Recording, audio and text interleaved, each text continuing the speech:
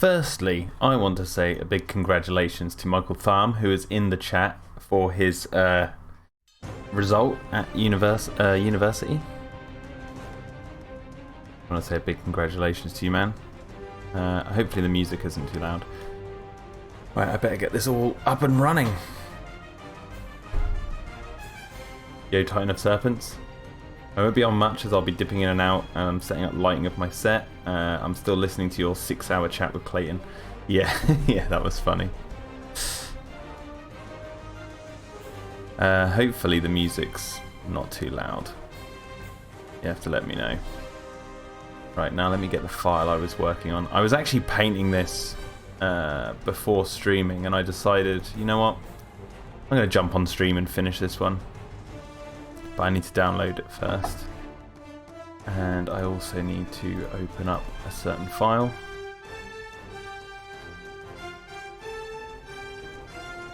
Yeah, what did you get again? Was it yeah, I didn't go to university, so I don't know all the like levels of what you can get. Where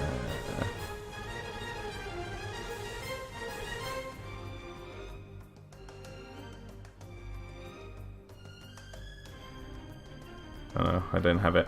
I can't see it. I managed to catch it on Twitter from your from the Chaos Theorem account. Saw it briefly. Right, let's have a look here.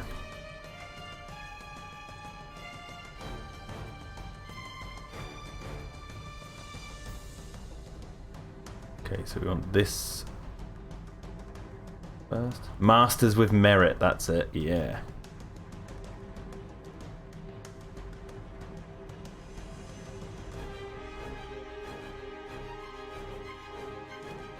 That must feel good though. That must feel good that you've got that now.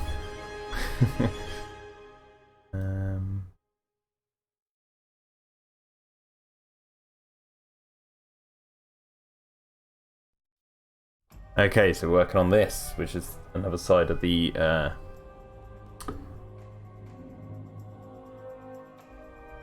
laboratory. And we're just adding detail and fixing up some of the stuff down here. It's like an upper second in BA marks. Nice.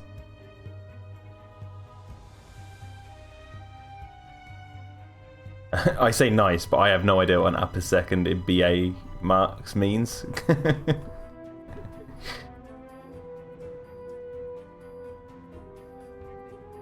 have to fill me in on what that means, Mike. Yeah, I probably won't be streaming for long today, just because I've basically got most of this frame finished aside from the characters, and that's where we're going to be, what we're going to be working on mostly today.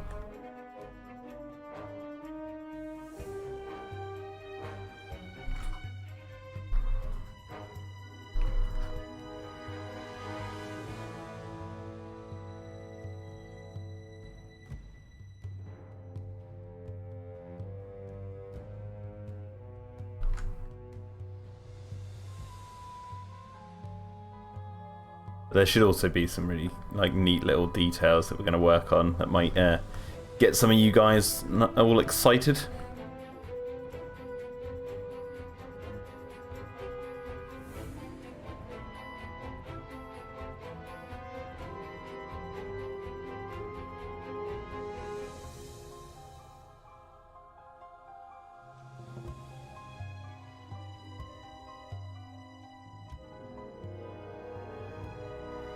Titan says, I started watching your 6-hour long video, but I didn't finish it because I thought it would ruin the movies for me, but maybe I'm just overreacting. Well, we made... So basically, I had the idea to make this video, and I was talking to Clayton about it, and I was like, look, we praise the movies all the time. Like, we talk about how much we love all 5 of the Jurassic movies. You know, and obviously people might know me online for getting into debates about, like, the details of, you know, why people like certain things or why they don't like certain things. So I thought it would be actually quite funny to just have a video, just one video where we just go to town on the movies and catalogue every single thing that we don't like about them. So then basically not even play devil's advocate, it's like all honest things that we think are negatives. Like try not to be biased in any way. Try and look at what the genuine mistakes are that we feel like are in the films. And so then if people complain about us being too kind to the movies, we can go, well, we got this 6-hour long stream where we, or this video where we talked about how much we, you know, don't like certain aspects of the movies. Okay, so what I want to do on this board is basically write a load of pseudoscience. I need to make it look real. So we're just gonna write a load of pseudoscience on this board here. Actually, what I want to do is bring up a picture of something.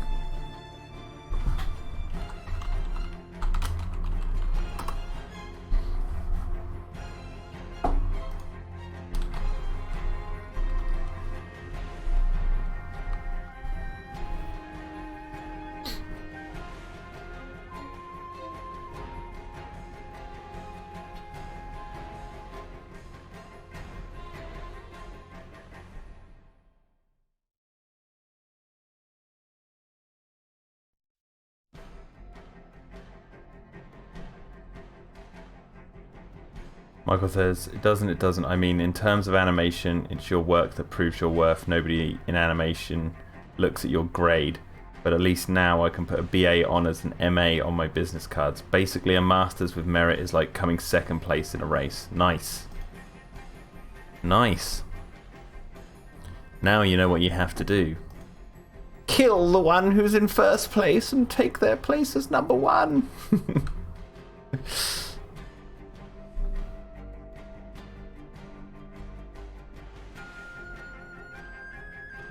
I guess I didn't want to notice little mistakes in the movies like the hand on the raptor.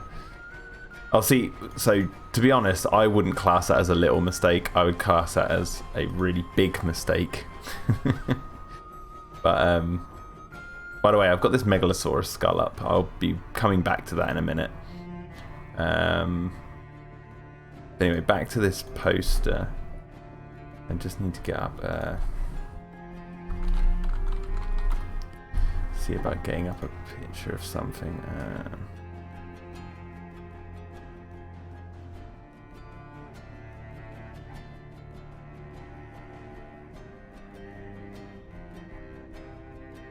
Okay. We're going to try and make this look like legit science when it's just pseudoscience.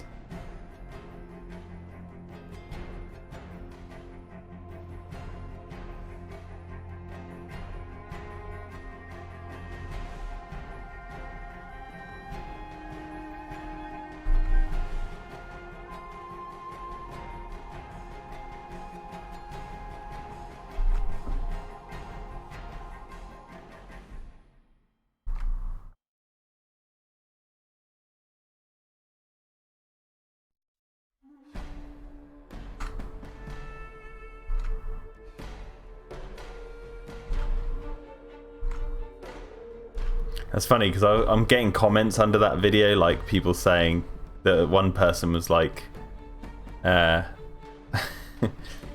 next you should do a 5-hour chat about what everything great to do with the Jurassic movies. And it's like, have you been on my channel? Like, it's pretty much 99% all good stuff about Jurassic. Heck, even Dino-Defenders is like one big love letter to that. So it's like, you know, I don't need to do another stream where I talk positively about the films.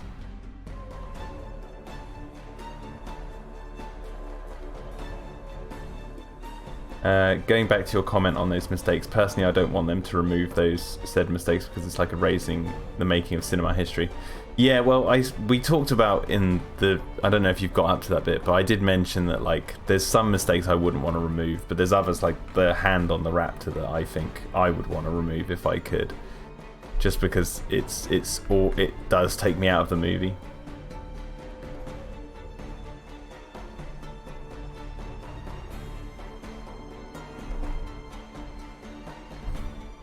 And what colours are we looking at?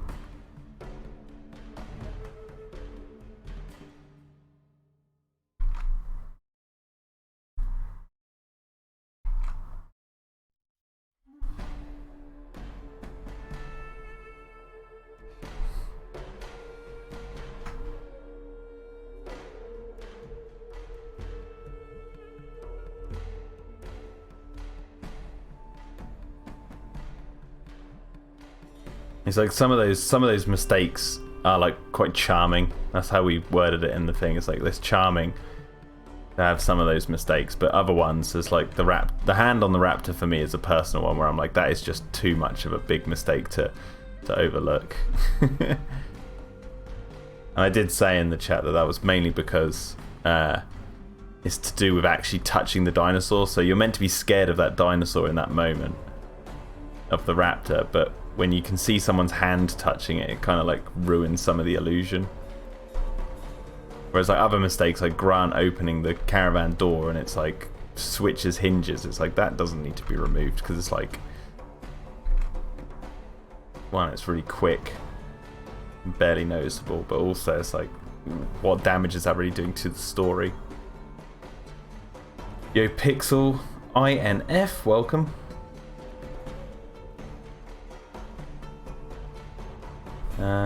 No, which one?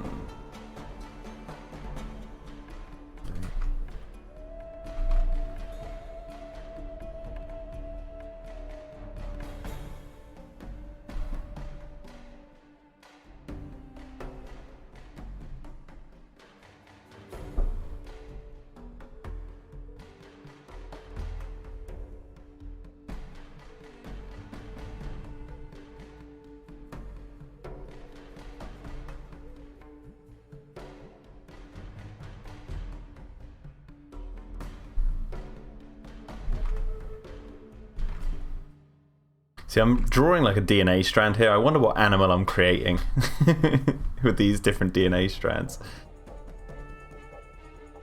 And Michael says, Ray wanted to remove the strings on the Pegasus for Clash of the Titans Blu-ray because it spoils the illusion, but people in the Foundation said it would be like removing history, which I agree. Yeah, I got way past the point. I'm like 5 hours, 20 minutes into the video. Oh yeah, you're like really near the end then. Yeah, I'm afraid to say, Mike, I'm with Ray here on this one. It's like it's like I'm pretty sure the Stan Winston animators would want the hand to be removed because it's their sole job is like to sell the illusion.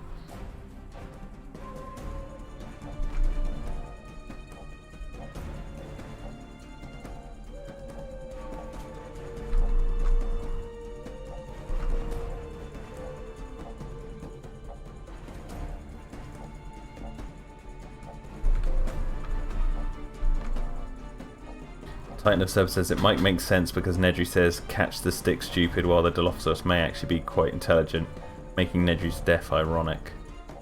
Oh, what if the Dilophosaurus could open doors? No, I don't think it got in. I think it's just confusing. But there could be two. That's the thing. It's like it just brings up the question of like where did the first one go if there is two? Because we know in Jurassic Park the game that some people think there is two.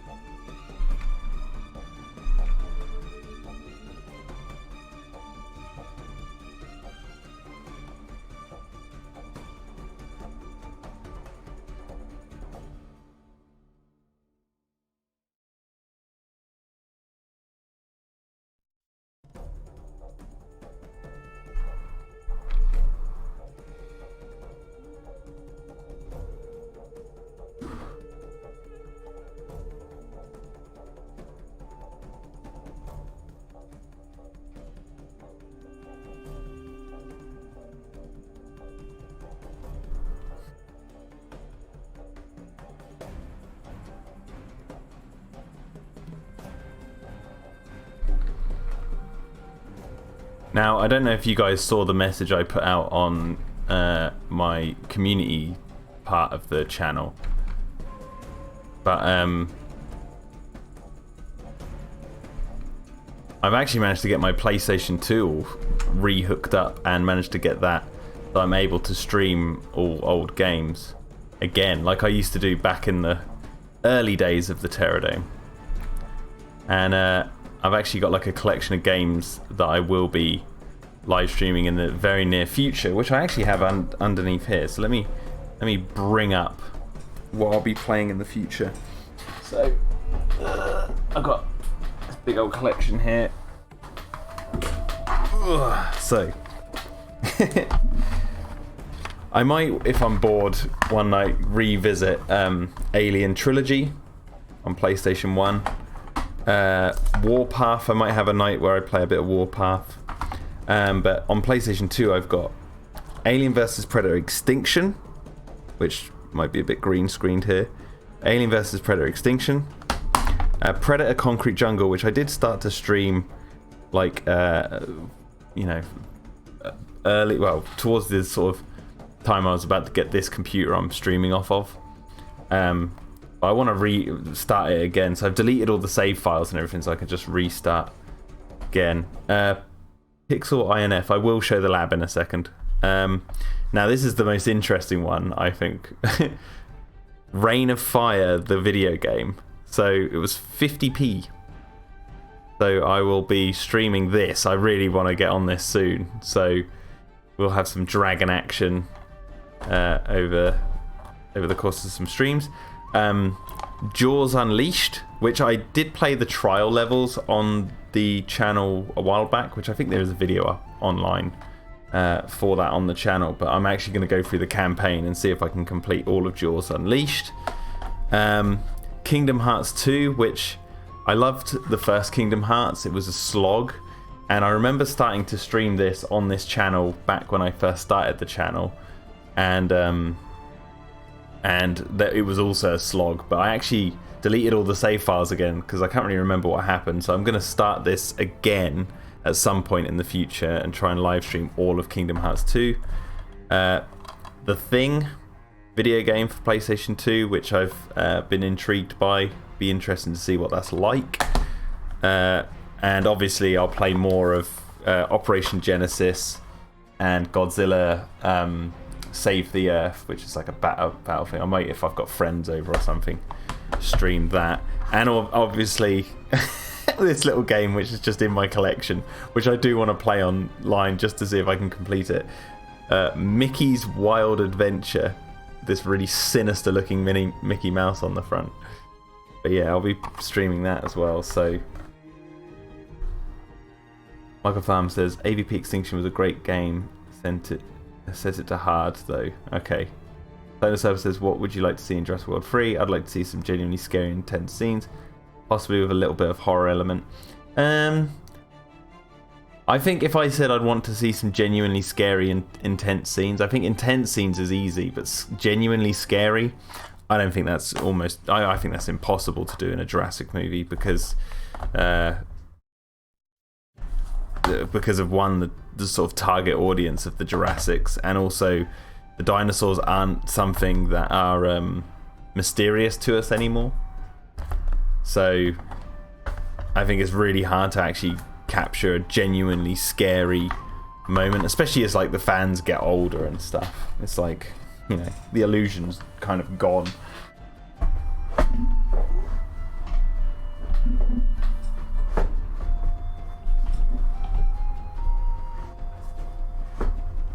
Why can't I put you back? I'll just leave it like that. Michael Tham says, oh my god, that Reign of Fire game was so bloody difficult. Jaws was awesome. Yes. Well, I'll find out if Reign of Fire is going to be difficult. Yeah, so Pixel wanted to see the lab. There you go, Pixel. So far, this is where we're up to with this lab. Yeah, because like Bone of Serpent says, well, maybe not necessarily scary, but intense for sure. Yeah, because like Battle at Big Rock had some intense moments, but I wouldn't say that that was scary. I mean, that might just be like my reaction to it, because I've never been scared by Jurassic, even when I was little, like watching the first film. A lot of people say that the raptors in the kitchen are a scary scene for them when they were little, and the T-Rex, and I'm like, fair enough, that's, you know. But for me, I never was scared of it.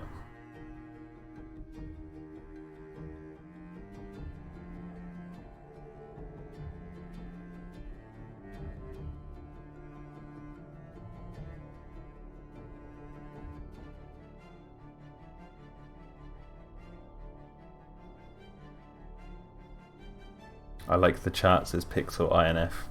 The old dinosaur chart over here. Yes, it's not complete, but I won't be completing that on this stream. Okay, so what do we want? Okay, so...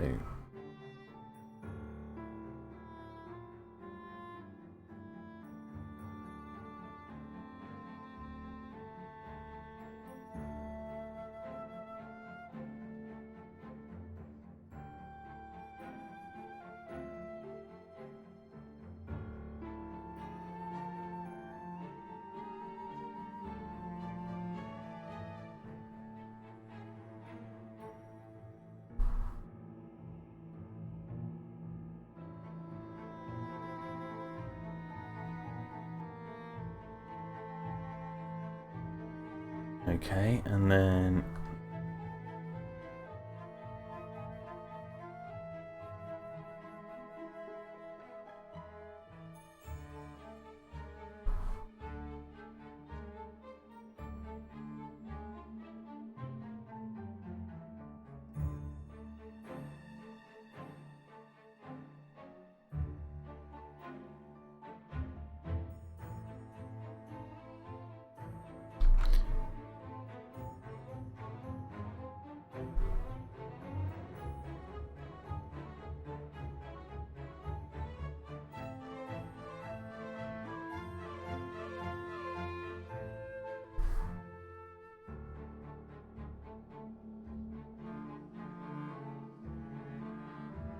Kind of Sub says, what new dinosaurs / Mesozoic reptiles would you like to see in Jurassic World 3? I'd definitely like to see Therizinosaurus and Plesiosaurus. I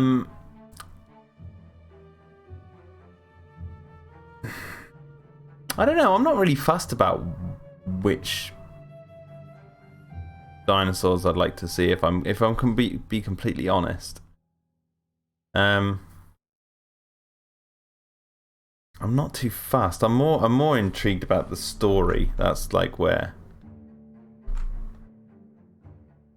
I sort of... Actually, why is that not the right? That's not the right tool, Jack. Come on. But Therizinosaurus and Plesiosaurus would be cool. I mean, Plesiosaurus would be pretty awesome, considering I kind of do have an affinity for that dinosaur, or that marine reptile, because of films like The Land That Time Forgot.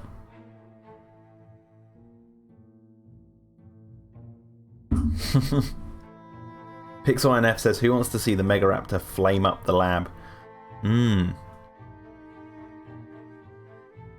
Oh man, you guys just wait for episode 3. I think you guys are going to have a lot of fun with this episode. I'm going to add some little pots on the side here.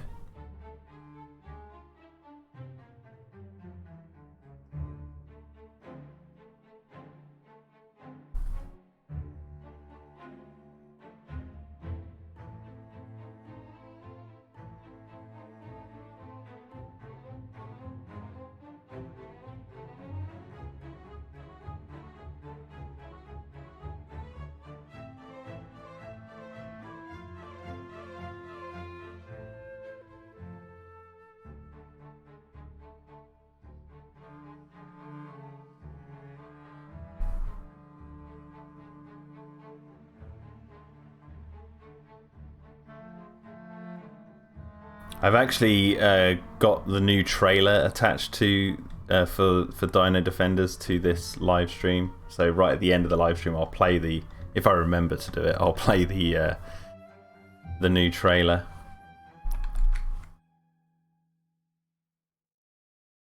which has like a couple of extra new shots, which you might have seen if you've seen my Instagram. But there's some new shots in the trailer.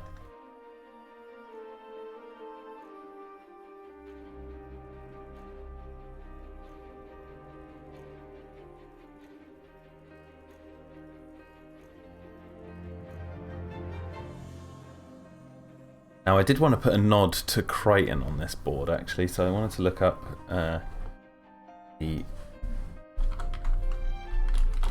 Dragon Curve.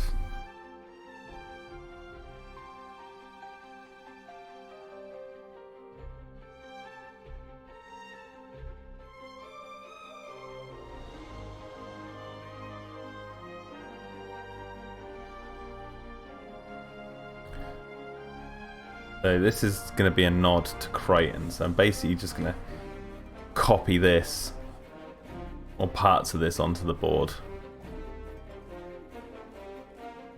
I want to make sure this is as right as possible, so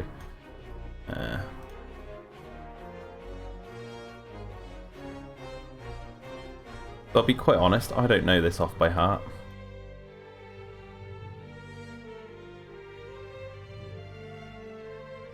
I got to make it look like he's the guy who works in the lab has drawn this by hand.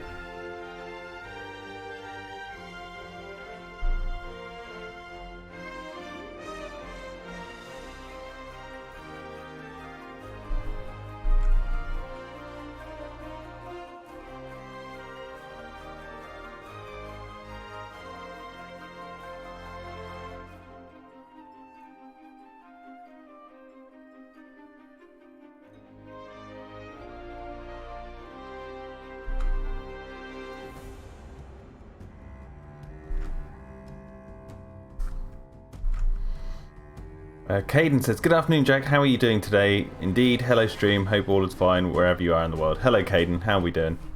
I'm very good. I'm just adding some Dragon Curve goodness as a nod to Michael Crichton to the board in the background. I'm going to make it smaller, actually, because it's kind of taken up a lot of the... I'm actually going to move it closer to here.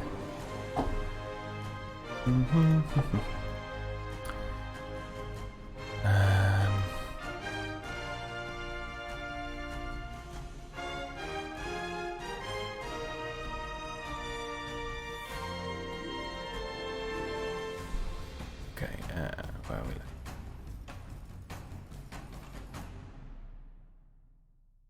we? Ooh. Michael Crichton Cordy wants his ideas back. Oh, Michael Crichton, wait, he's probably, you know, because he's like, you know,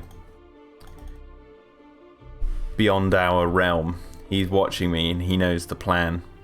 And he's like, well, that's completely different to Jurassic when it comes to it. I think episode 3 of Dino-Defenders is where everything goes wrong. That's like, you know, like obviously going into the specifics of how and that. That's where the episode things start to go wrong.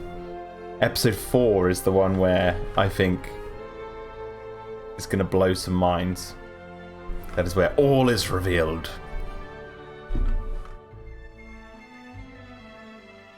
But we're not there yet.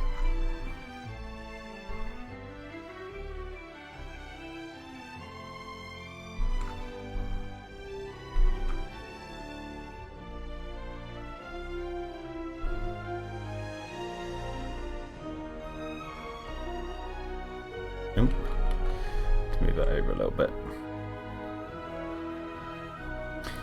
Caden Smith says, keep it up, buddy. You're doing a great job with a £5 tip. Thank you very much, man. That's most kind. Too kind.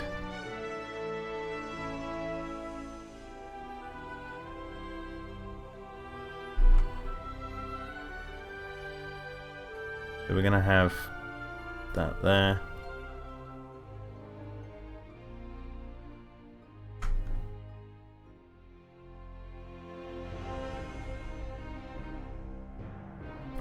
Still might need to move it over a little bit.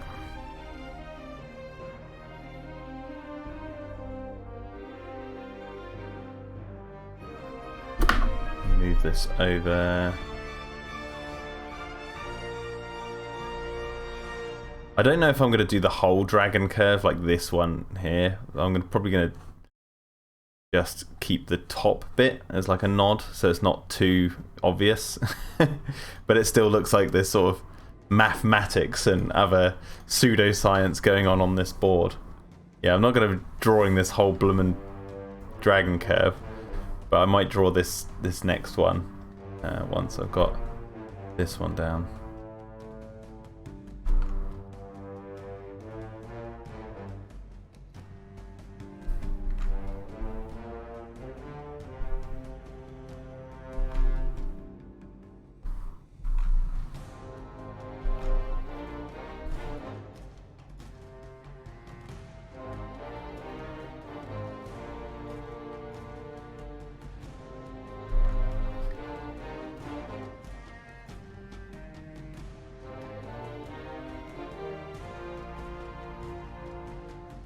Carl says, heard Jurassic World 3 will have guns and saddles attached to dinosaurs to fight other dinosaurs. Where did you hear that?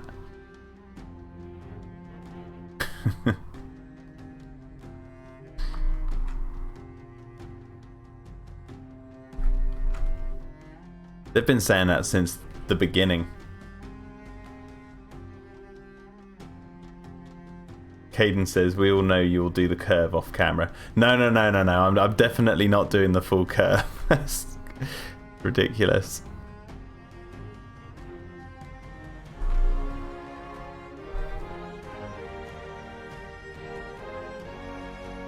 But I will do this part here.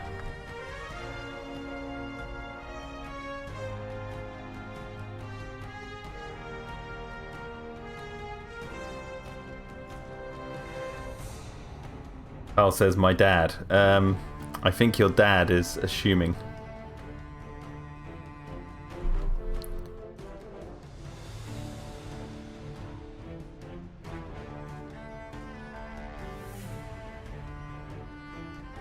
Oh my word, this is... Okay, I'm going to have to try and draw the dragon curve. Okay, so we go down like this, up, cross, like that, across, up, down. This is going to be like the most botched dragon curve ever.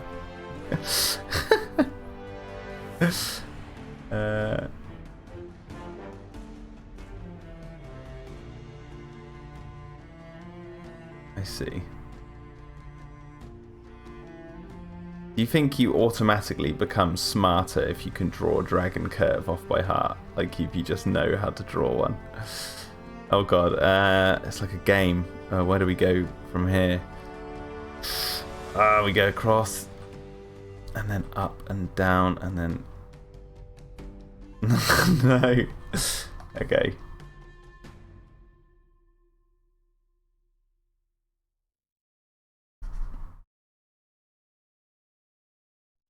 That again from there. My dad works at Nintendo. Wow.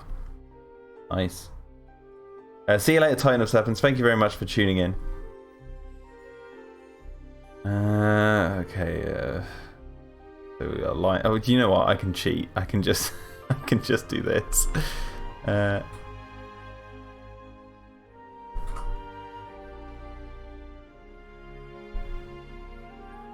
Was there a box up here? And then a box up here. Oh yeah, no, we're gonna be running into that other part of it. Move this down.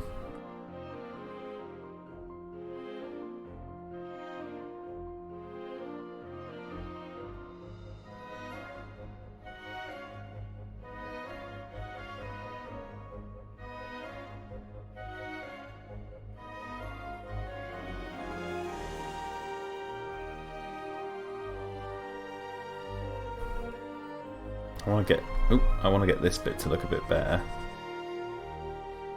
The thing is, I don't really want to spend too much time on this because you're not really gonna... Well, you will see this, but not in like great detail.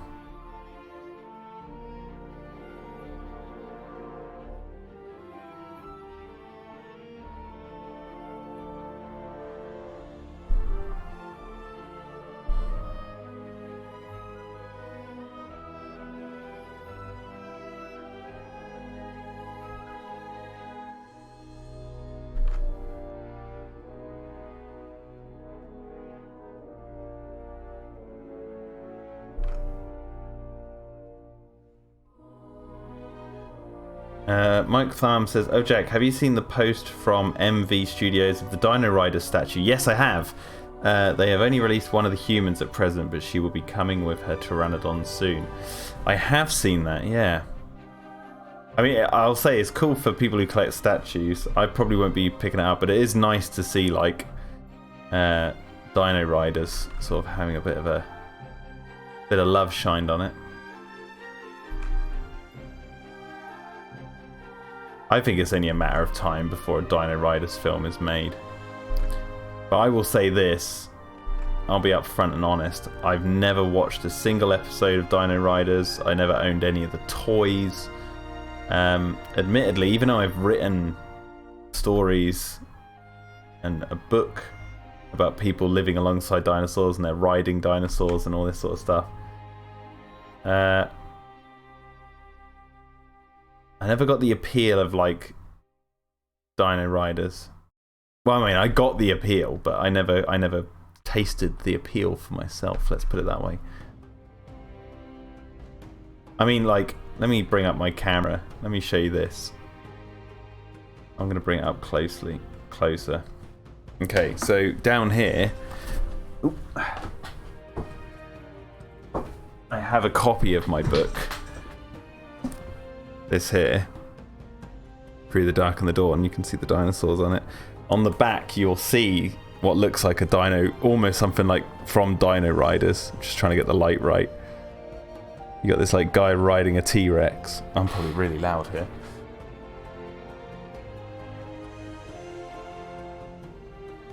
But the T-Rex looks a little bit too much like Jurassic Park. But yeah, so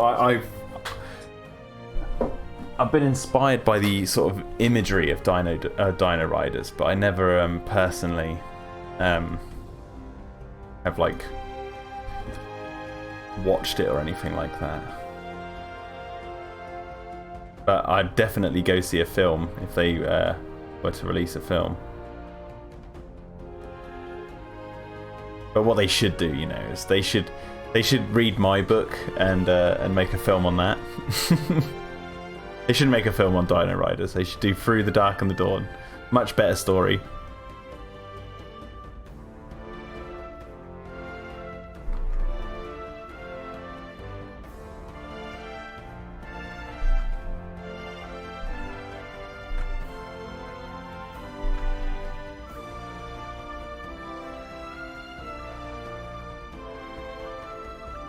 I'll be interested to see which approach they take for the dinosaurs, whether they'll take the retro route like a cartoon or go with cinema paleo accurate approach.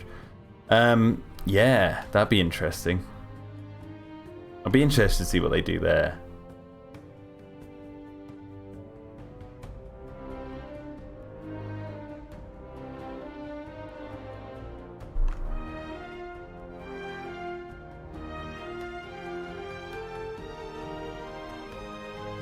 Okay, there we go, and then we're gonna make this just a bit smaller and move that out of the way.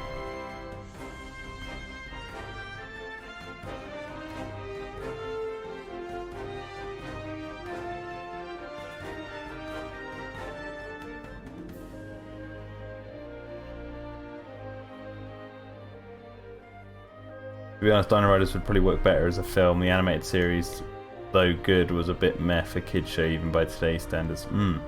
Hello Cretaceous Hunted, good morning. Or good afternoon, should I say. Good morning for you, good afternoon for me.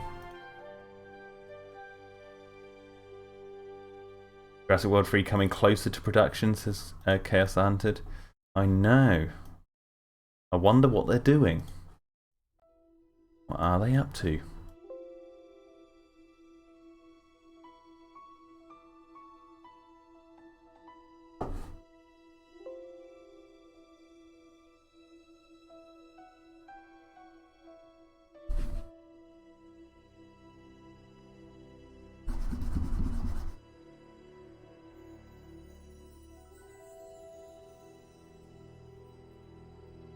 Okay, so let's write the numbers down and then...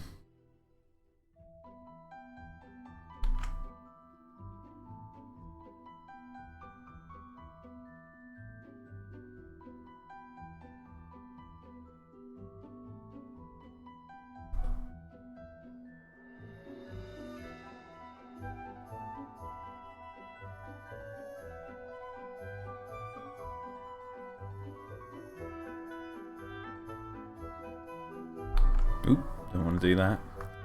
Move that across. So the actual...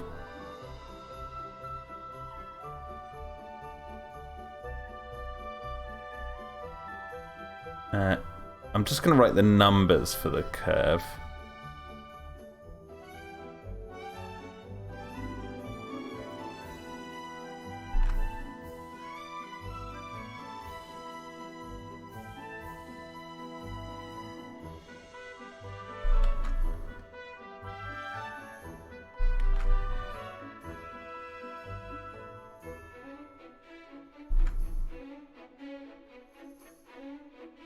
Hey, why can't I draw? Come on.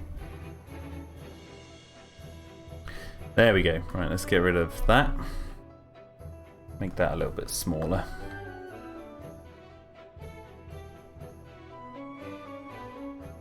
The aesthetic of the statue looks top-notch. Feels like what you'd expect from a crew from the future. Like, I'm like you, they probably won't get one. It'd be too expensive for me. Yeah, and I mean, in all honesty, today I was selling some stuff, some Jurassic Park stuff of mine, and so I'm trying to make room because, you know, I've got the kid on the way. We'll put that there. So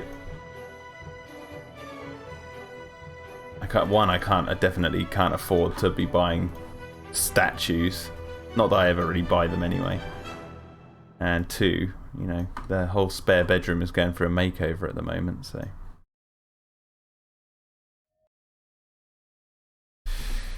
Okay, that's starting to look a little bit more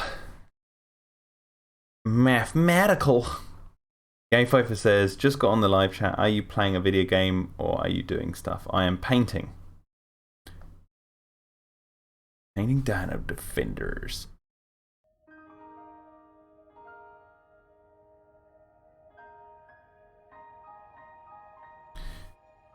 Now on here.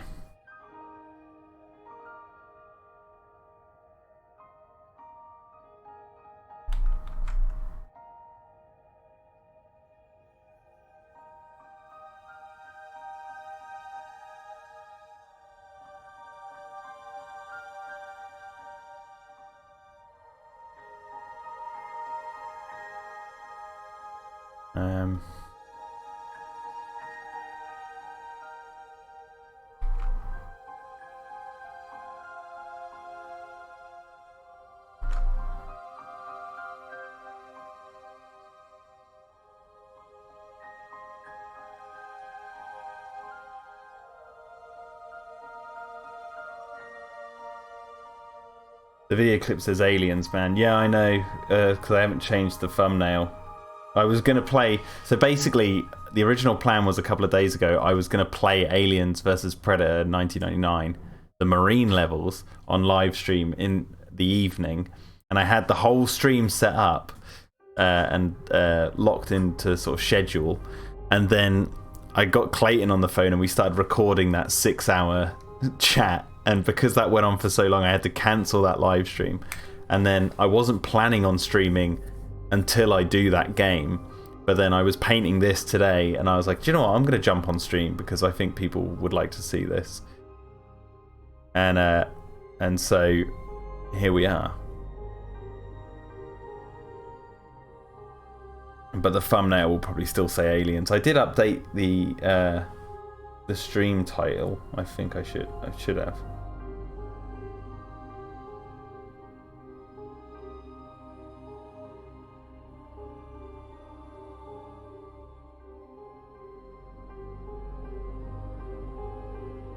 But I will get back to streaming Alien vs Predator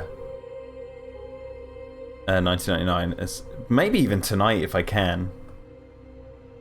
Tonight would be kind of cool. Because I don't have work tomorrow, so I could stay up and stream it. It'll probably be later tonight, like maybe around 9:30, 10ish.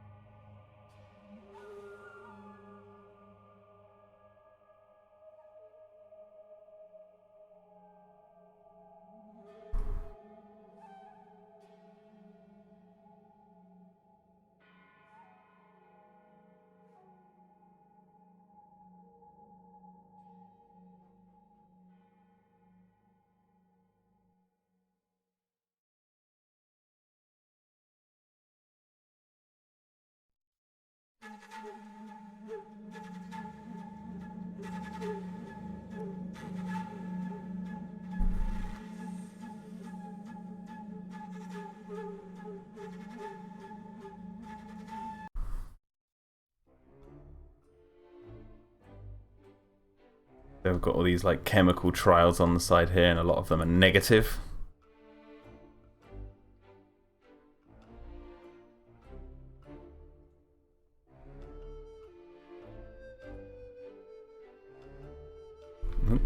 Blooming handwriting.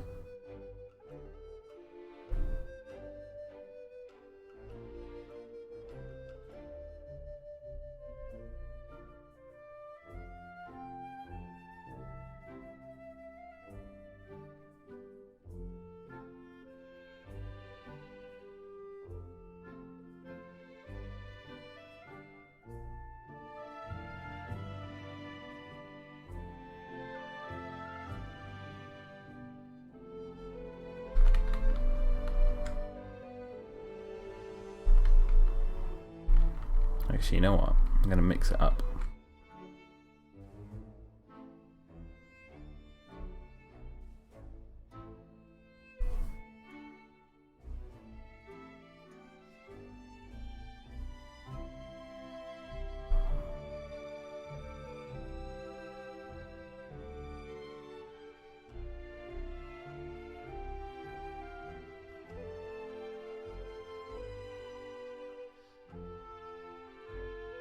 Gary 5 says, doesn't sound like the medical tests are going well to me. Well, yeah. There is question marks.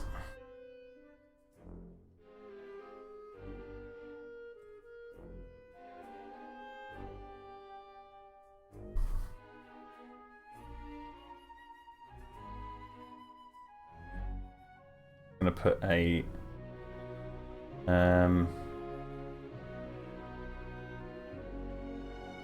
one of those like rubbers that you get on like whiteboards.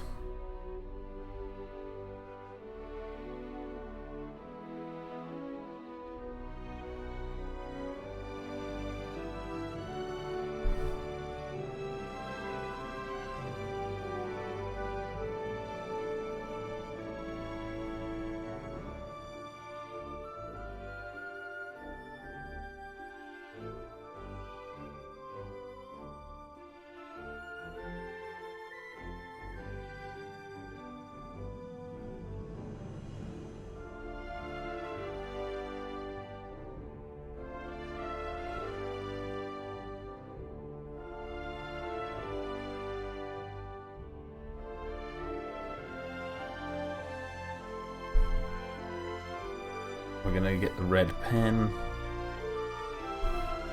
Just circle this one.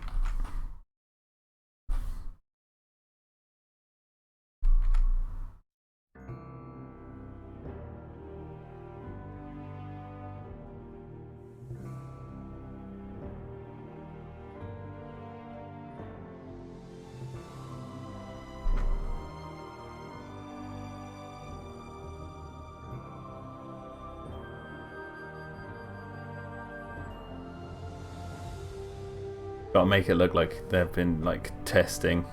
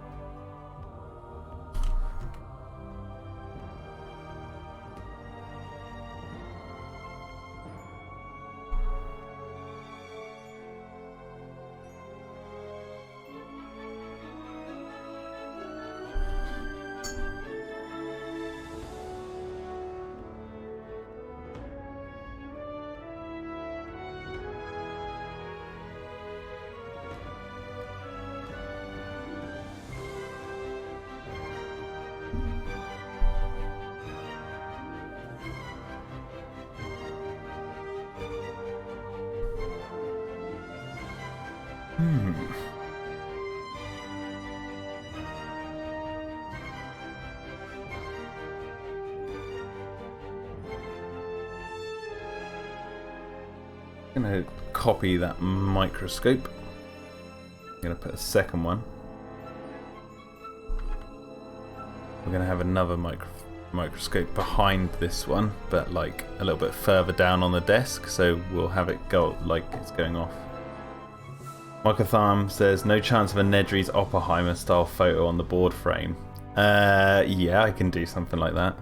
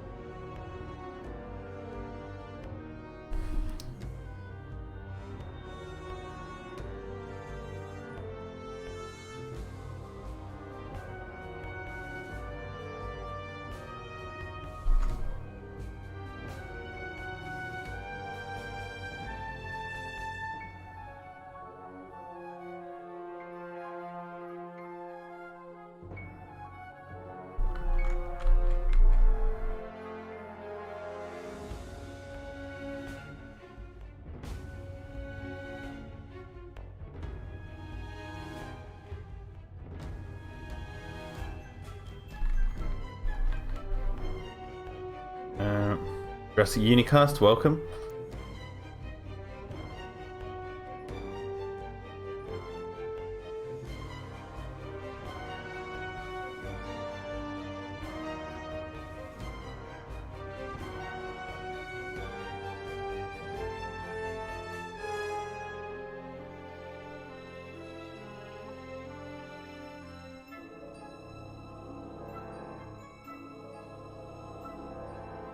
Michael Tharm says also the whiteboard marker pens on the board's shelf, marginalizer in a pot next to the board. That's a good point, actually. Where are the pens?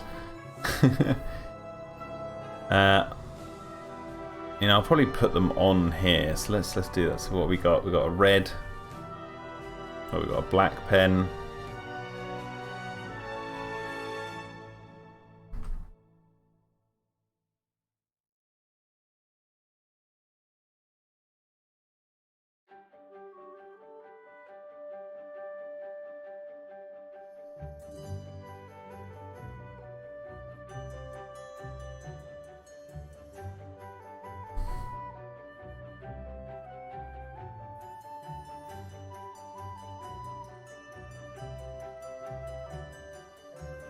Got a blue one.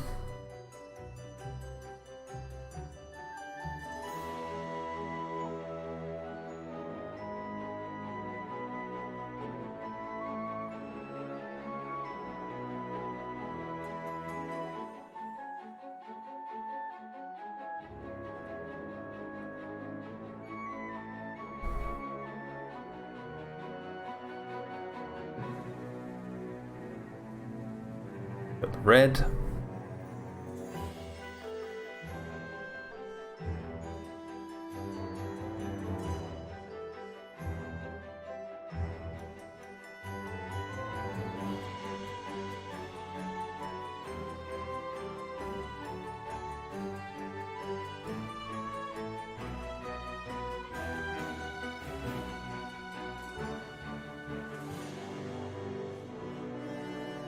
It's the devil is in the details, folks. That's where, like, that is what hopefully will make this show stand out above the above other stuff on YouTube. Details. That yellow is too harsh for the actual pen. I'm gonna make it a bit darker.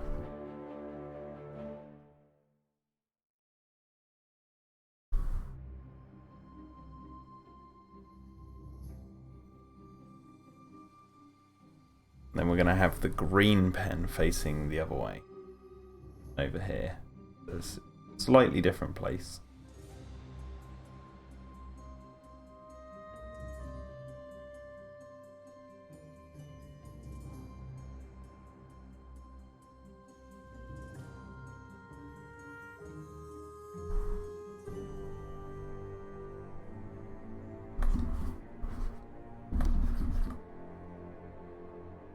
Don't forget a whiteboard rubber. Well, I didn't. It's up here.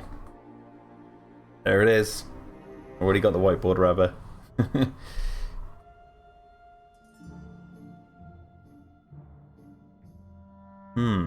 Now what I want to do actually is just see, do I have... No, I'm just going to send myself... Oh, actually no, I do have it. Let me open up.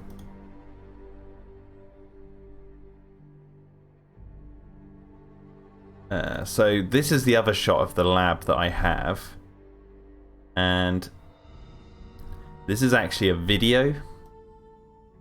So if I click fill screen, if I click play, you can see the Bunsen burner is the flame on the Bunsen burner is actually going. So this is the other shot, and I'm just trying to think what else I've got. I've got all these like bottles here with these like marks on them, these little things. Maybe I can put some more. One of these little test tube racks, measuring jug. Okay, so I can just have some of those lying around as well.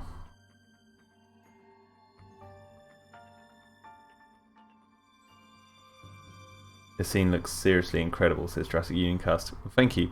Yeah, so this, funny enough, actually, I didn't say this before, but this shot I'm working on right now is actually frame number 1 from the show, from episode 3.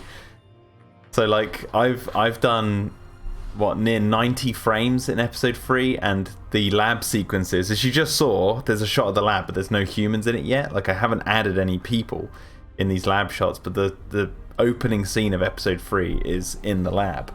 So I've gone back. Now I've got to like the halfway point of episode 3 in terms of, aside from the opening scene, I'm going back and now doing the first scene.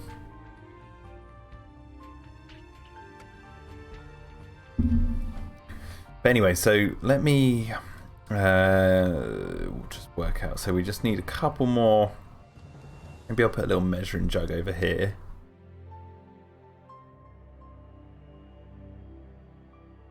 You like that flame effect? Yeah. Cheers, Mike.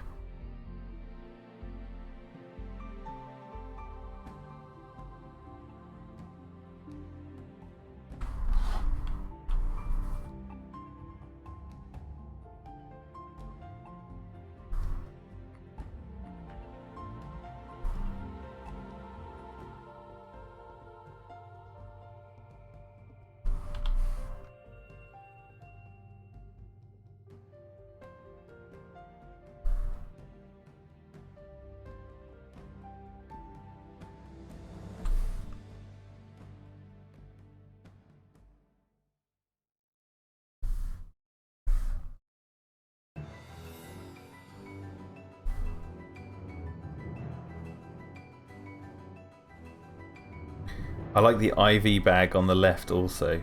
Well, that is actually, let me explain this. The characters will explain this in the episode, but I'll give you a little bit of an insight here. The bags over here are actually the eggs. They're like synthetic eggs. There you go. It might be a bit pixelated because Photoshop doesn't like to show it in full HD, but in the show it will be HD. Ooh. Need to do that. Yeah, they're the dinosaurs being grown in these like synthetic eggs that almost look like IV bags. And then over here you've got all the failed fetuses of species.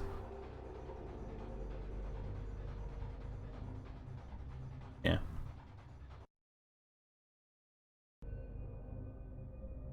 Gary5 says that paper showing the dinosaurs. You mean the this one? It says, is that another sauropod or a plesiosaur? I don't care what it is. I'll draw it on my unfinished painting. I'm not going to reveal the name of the. There's a couple of creatures on it. There's also a missing dinosaur on this board, which I haven't put on yet. I'm not going to reveal the name of it. I'm not even going to say what it is. I'm not even going to say what type of animal it is, because that's an unknown one and a bit of a surprise. Okay, so what was I going to do? Oh yeah, I was working on this measuring jug right here. Devil's in the details. Oh yes, it is. I really, really, really wish I could show you guys what I've been working on recently. Like some of the frames I've been working on. It's like there's some stuff has actually turned out better than I expected.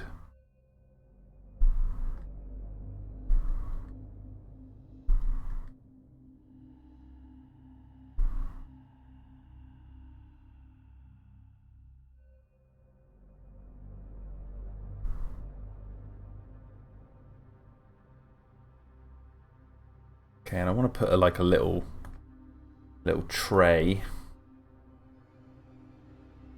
Yeah. It's gonna have like slides in it. There's do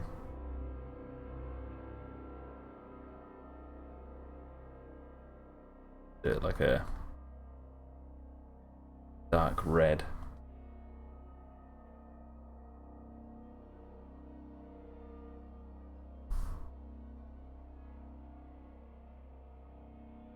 And then we have the I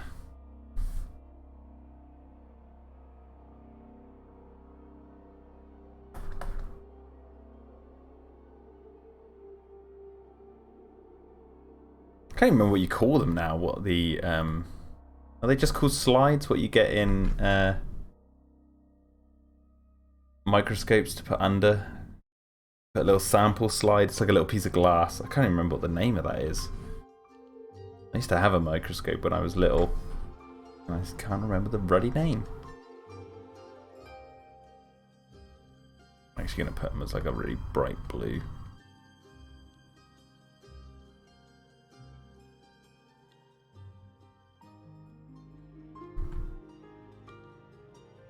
Michael Thumb says, well, there are ways and means for those of us who are connected with you, but then again, you don't want us to spoil the reveals. Well, you're not on WhatsApp anymore, are you, Mike? I would send you the spoiler on WhatsApp for you if you wanted to see it. Because I know I was showing you stuff before, but for like the general public, I wouldn't.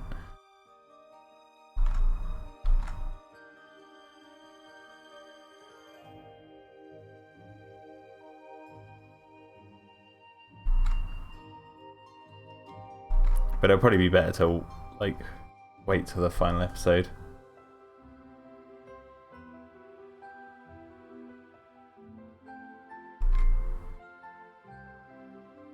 They are just known as slides, okay.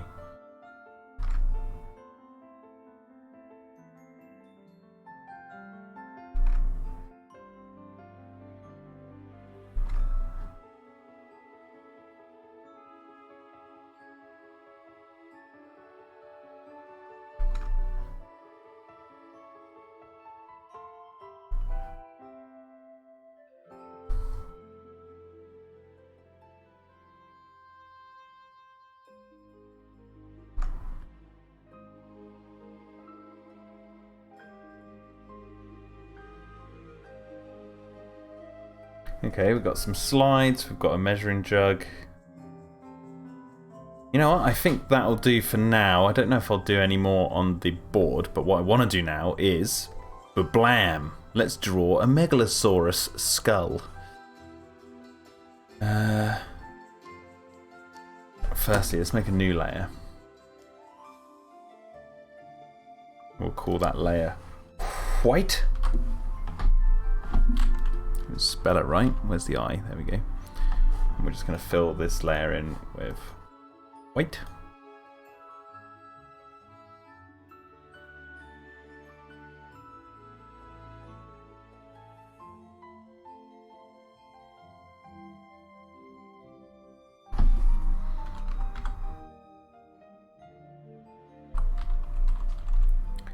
Meg skull.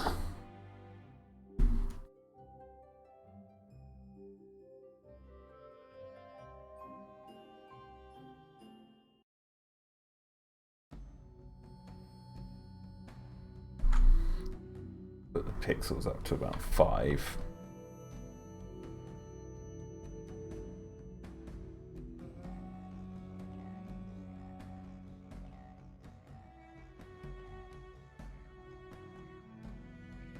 I know, I am actually going to sort of... Because the piece of the skull, like these white bits, they're the bits they have actually discovered, right?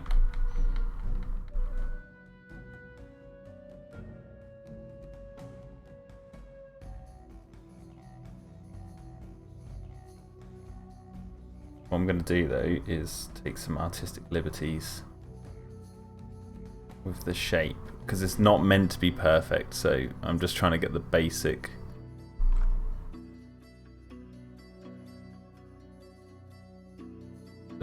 shape here.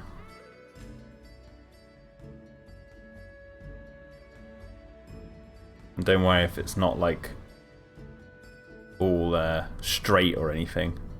There is a reason.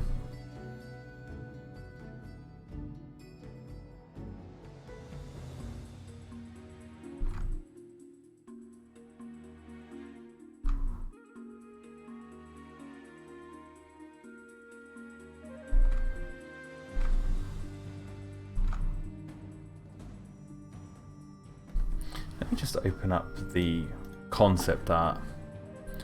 Now, it will say final on this, but it's not a final design. But this is what I did ages ago. It says final design at the top, and I was getting people online to choose top or bottom. This was years ago now. And so the design is going to be slightly different to what we see here. But yeah, we've got the bumps, curve, okay.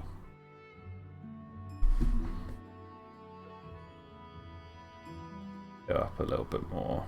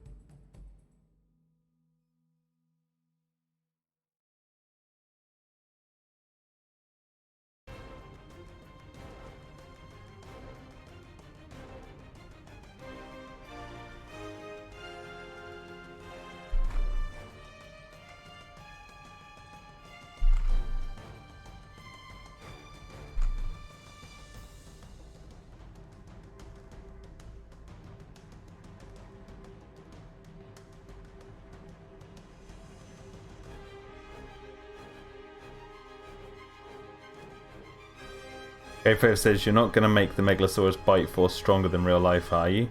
Wait, now that I think about it, how strong is a Megalosaurus bite force in real life? I'm taking a lot of artistic liberties with the dinosaurs in Dino-Defenders. So the bite force of the Megalosaurus will probably be pretty strong in in my show.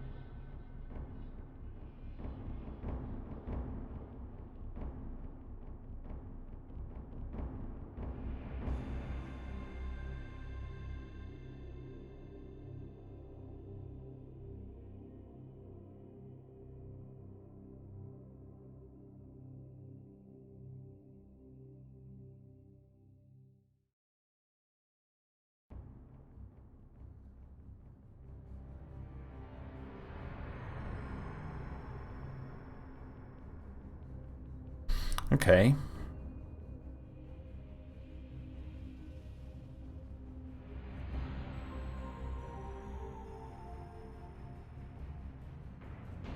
Yeah. Alright, so what I'm going to do now is add more detail to this thing. Actually, I want to just open up the Megalosaurus, the old Megalosaurus thing again.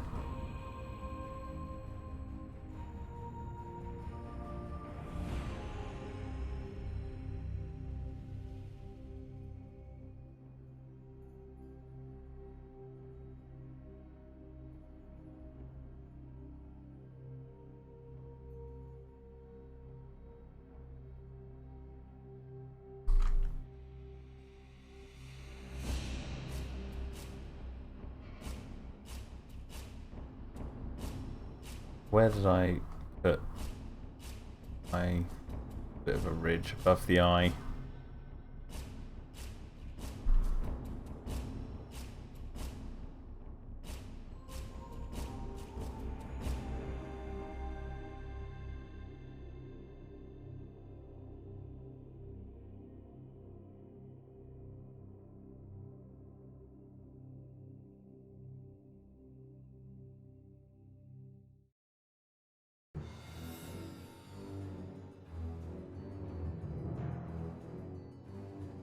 Okay, so bear with me. I'm just going to do a bit of quick research into some imagery.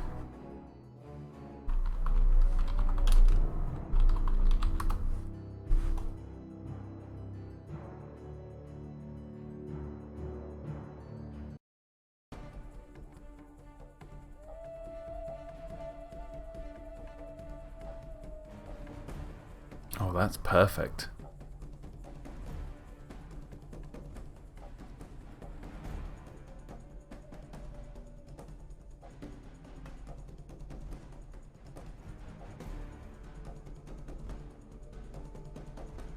Oh, that's so creepy. Okay. Alright, so let me... Gary 5 says you're using both skins because 2 Megalosauruses in the show. If I'm honest, yeah, I was thinking, I was getting people to choose which coloration should be the coloration, but then there are 2 in the show, so I could do both. But I haven't, in all honesty, I haven't, because I'm a little ways off from the scene with the Megalosauruses, so I'm kind of still on the fence about what to do about them. But if people like the idea of them having both these colours, the reason I'm a bit dubious about this coloration, I mean, these are more detailed and they're quite old, but like, and the anatomy's all off in the body and stuff, but like animating this is going to be difficult because of all the colours, but especially like we're around the neck. Jurassic Unicorn says I do like the top colour a lot. So it's just whether people like the idea of there being 2.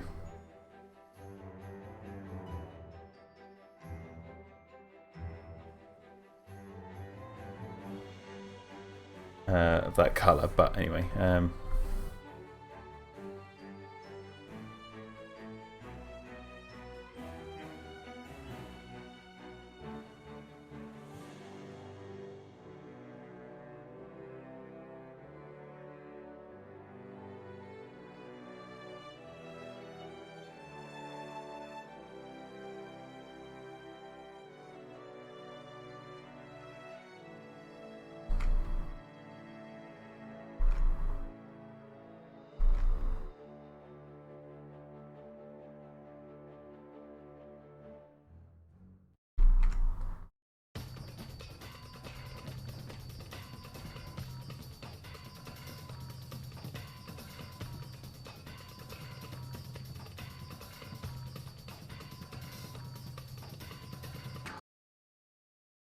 Let's change the music.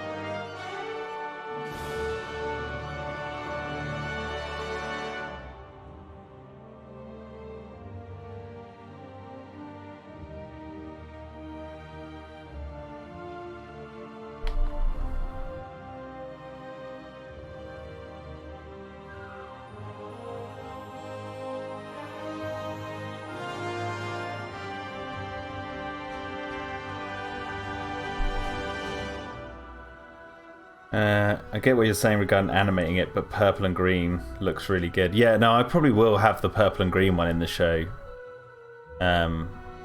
Because I think that's one of the biggest nods to like Chaos Effect in the show in terms of design. Is it's like really crazy colours, and also there's sort of like very sharp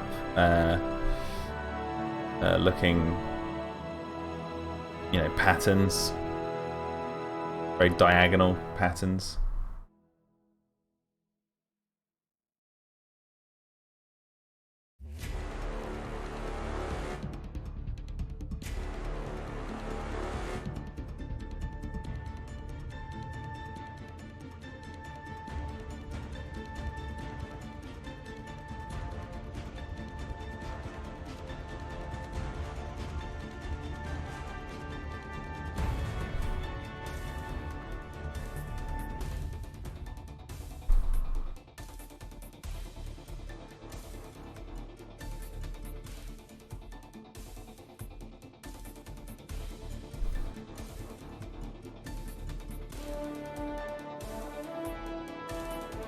Michael Farm says, I'm not against the idea of having two in the show.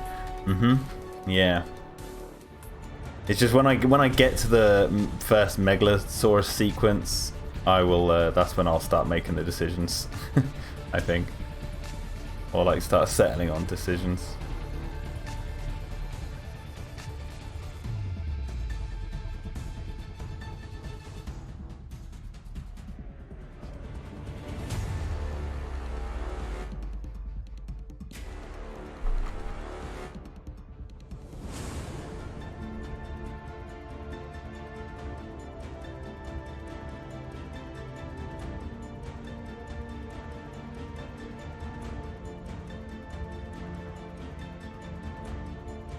Just thought, Jack, when you say animating, are you referring to the traditional method or more like 2D puppet? I'm trying to think of ways you can cheat animating the patterns. Like 2D animation. So like the Megaraptor, for example, has like this orange head and it has two different patterns, or one on its left-hand side that's like just a orange point that goes from its head down its neck, and then over here it has like the same again, but then it has a point going up that has like two different. So when I'm animating it, when it turns its head, I have to reveal that pattern, and that's very subtle.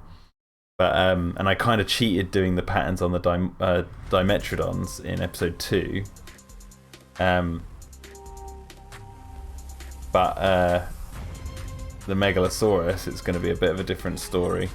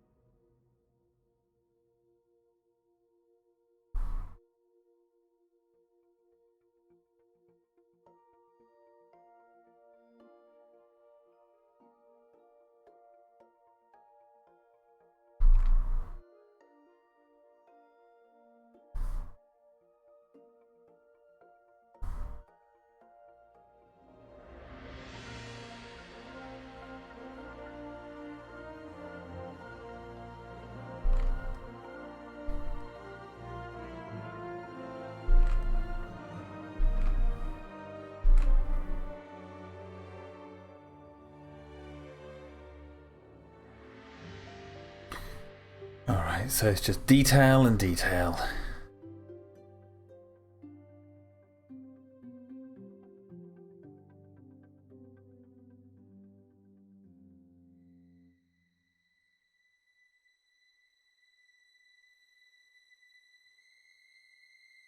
You know what, actually, I'm going to grab this lower jaw.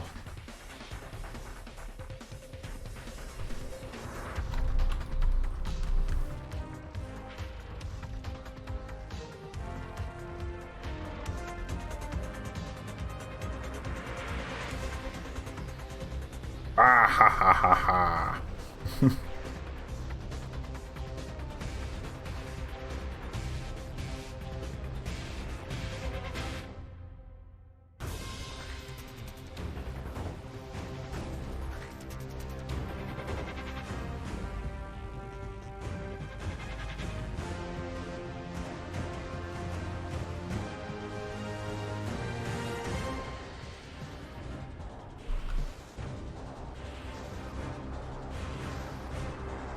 Okay, so we're going to convert that to a smart object. Bring that down like this. Right, now sort out all the details because this is looking very messy.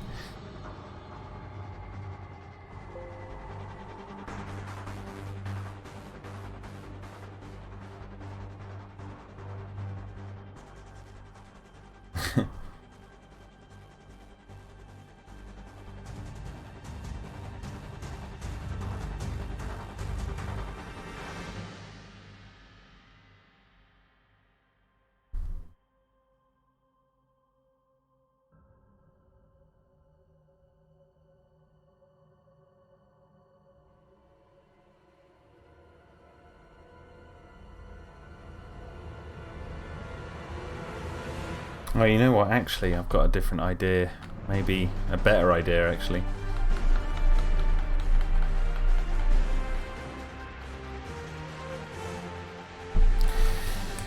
Yeah, much better idea. So let me...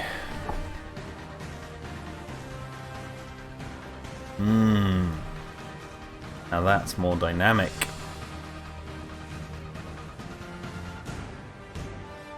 Spin it round.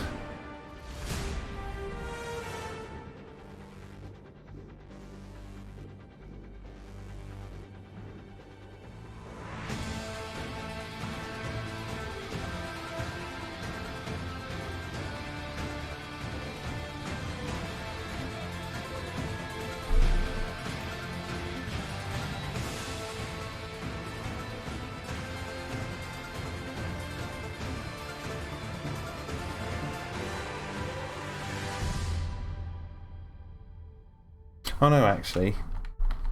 Oh god, I may have just royally messed this up. Okay, we want to go back to this. This fake talking again. Jack just royally messed up and now has to backtrack again. Ha ha ha ha. Alright. We're on the right track. Go on.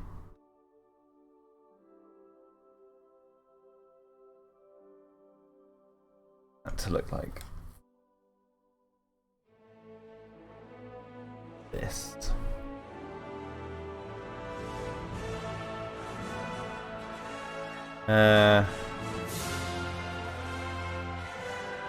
Actually, no, as a nod to the real Megalosaurus, maybe I won't even have this end bit. Maybe it will just be...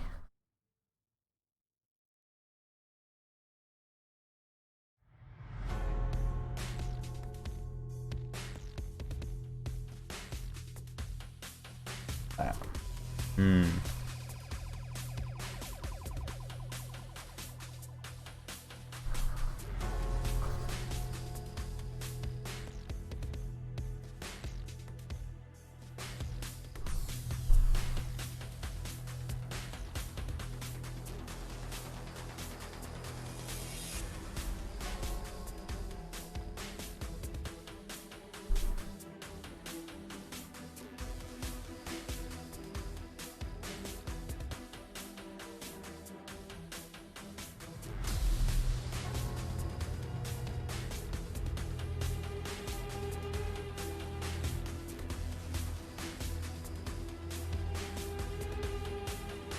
And maybe I'll copy that and have it as a separate layer. So lower jaw will be a separate layer, and I'll get on that in a minute. So this, actually, we're going to put front and center.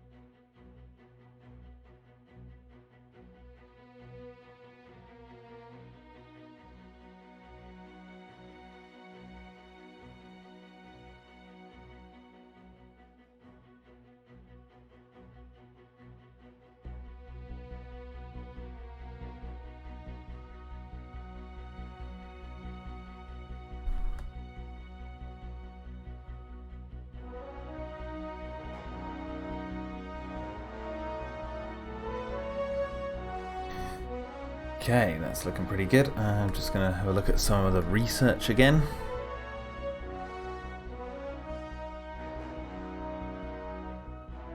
Oh, bear with me. I've got a call coming through. Let me just see what this is. 1 second.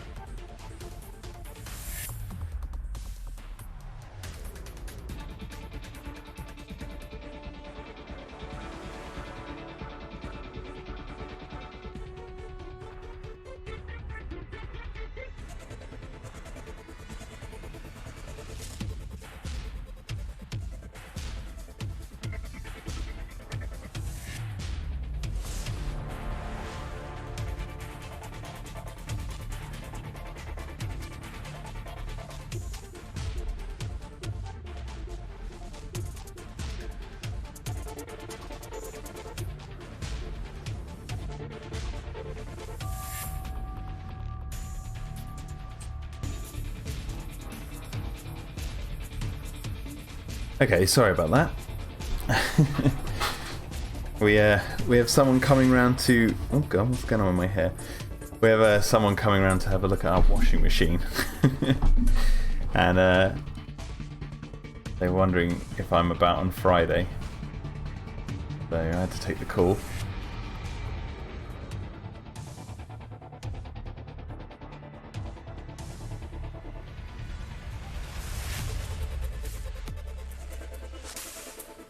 Now, let me get a new layer for the colour, and just having a look at some of the research still.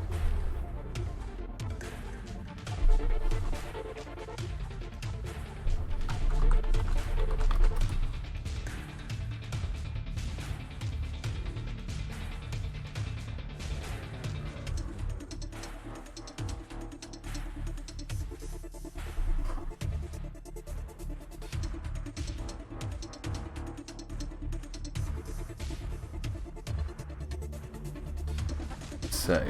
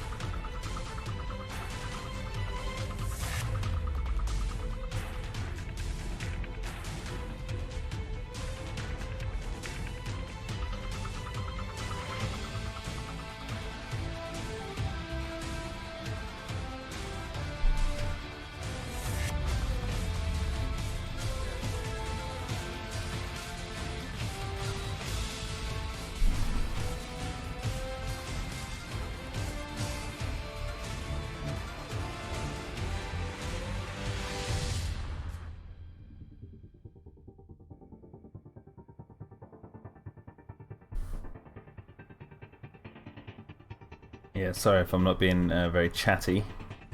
Chat seems to have gone a bit quiet, but that's because it's the middle of the day, and I'm sure everyone's at work or doing busy.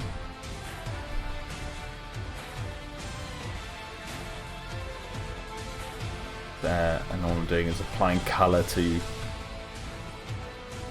Megalosaurus skull.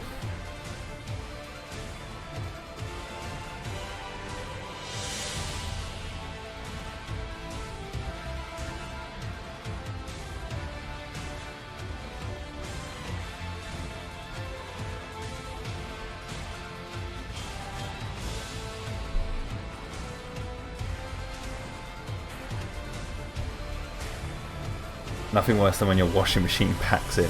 Well, the thing is, we bought a new washer dryer because obviously we got the little one on the way, and we wanted a new one because we didn't want to like hang drying clothes up in the spare room anymore or whatever. So we bought a new washer dryer, and the bloody thing doesn't dry clothes, does it? It makes them more wet. Like when you pull them out, they're really hot, and there's a puddle of water in the drum. It's like a brand new machine. We've looked at all the settings, we've tried different ones, and we can't figure out what the problem is, so we've had to get someone to come out, but luckily we've got a warranty on it, so, you know, we don't have to pay a penny, they'll just come out and have a little look and service it or whatever. Tomato soup and a banana, nice.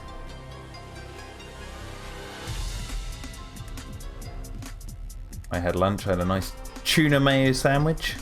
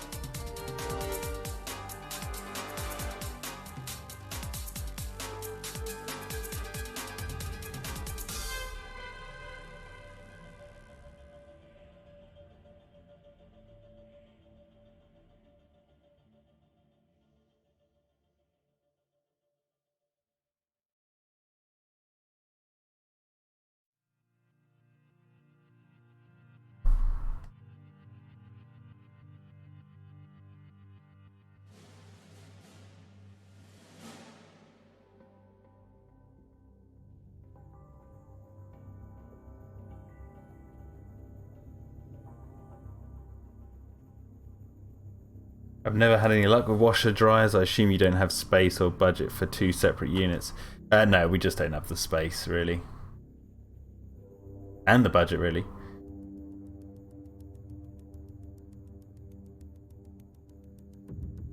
K5 says, Michael Thumb, dipping your banana in your tomato soup? Nasty!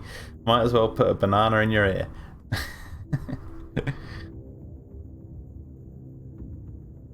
I don't think he's dipping his banana in the tomato soup. That would be gross.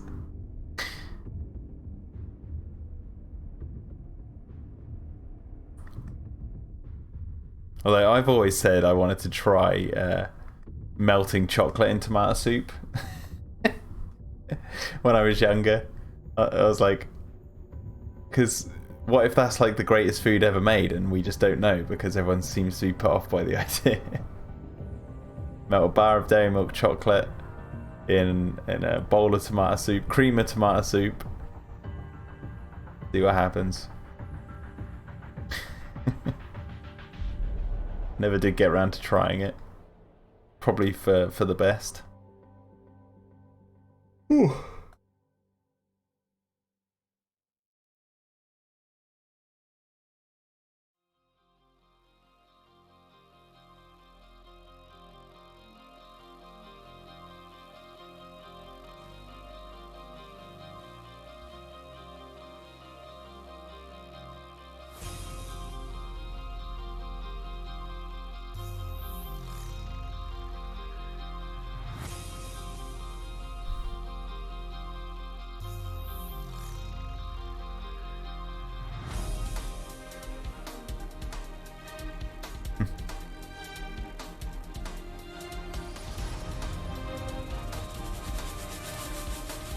Clayton Fioriti says false advertising. Has it not changed? Is the thumbnail? Let me change the thumbnail. Maybe I haven't changed the thumbnail on the live stream.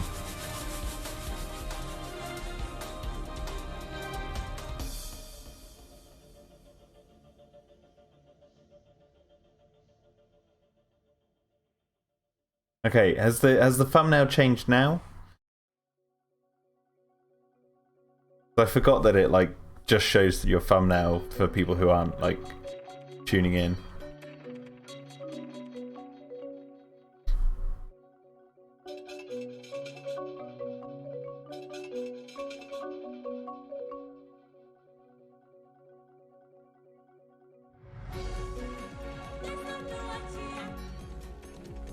Where are the aliens and predators? Says Clayton. I might be streaming that tonight, actually. Maybe. I'll see how I feel, but I genuinely wouldn't mind streaming that tonight. It's just logistics about what's going on, especially with a pregnant wife. It's you know, her needs come first at the moment, so she doesn't really live in a small place, so I'm in the living room like going ha ha ha ha as I'm like playing Alien, keeping her up. I don't know if I want to do that, but we'll see. See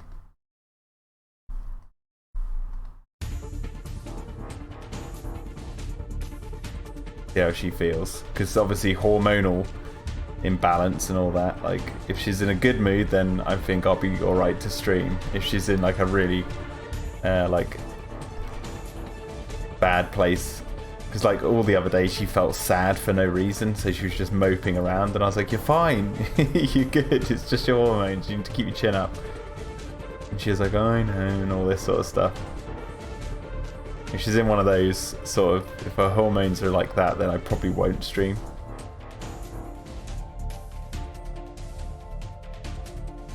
Michael Tham says, I was forced to dip my bread crust into my yogurt when I was in school because the teacher was a power nut. Quickly stopped that vile behaviour when he left. What? Ugh. Ugh. Dodson is the predator, says Clayton. Yeah.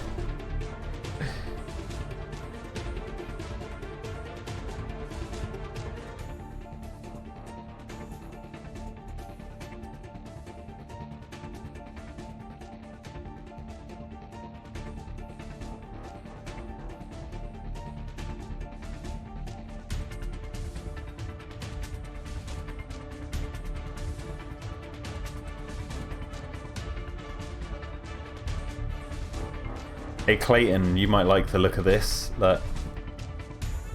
You ready? What's over on that board, Clayton? What's up there? What's the beginning of on that board? A nice little nod to a certain someone.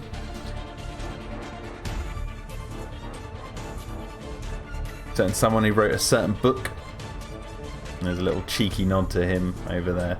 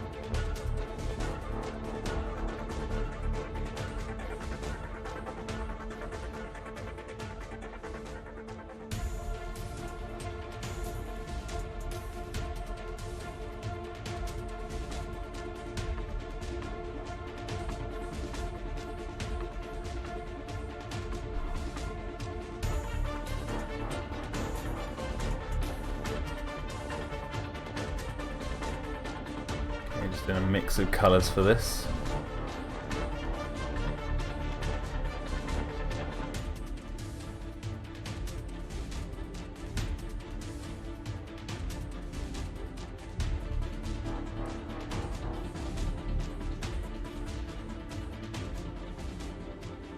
Clayton says, Mike, I've been trying to get up with you about doing a Harryhausen video on my new Godzilla channel. Mm-hmm.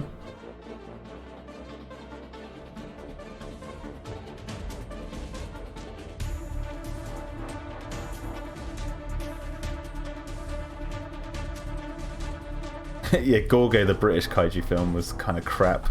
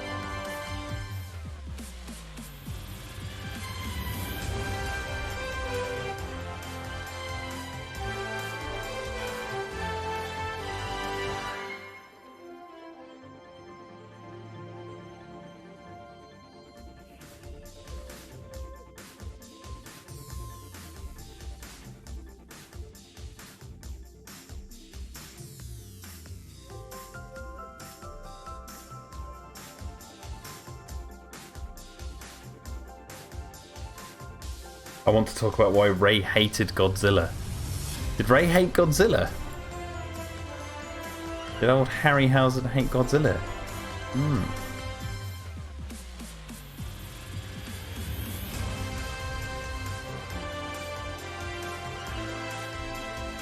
Was he based and liked Kong? And if Ray was alive today, would he be based in saying that Kong would beat Godzilla in the next film?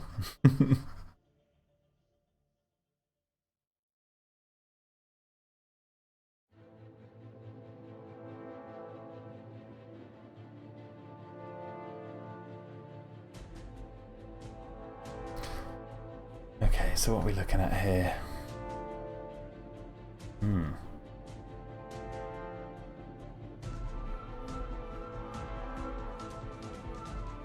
Gary5 says, still doing an InGen list of cloned animals profiles, Clayton? Yeah, Clayton, come on.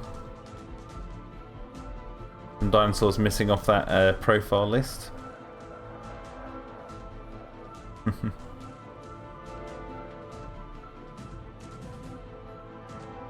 Metriacanthosaurus is next, says Clayton.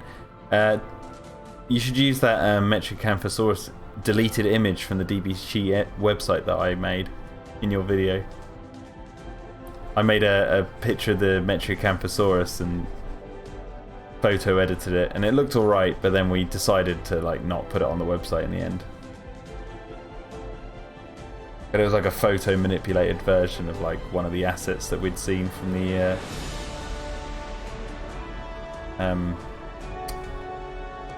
other website. I've still got it knocking around somewhere.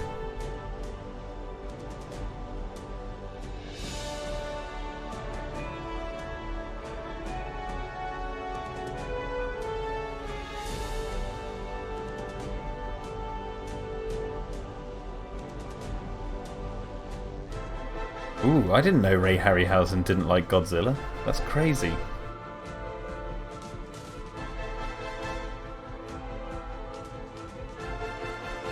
Wonder what reasons he had.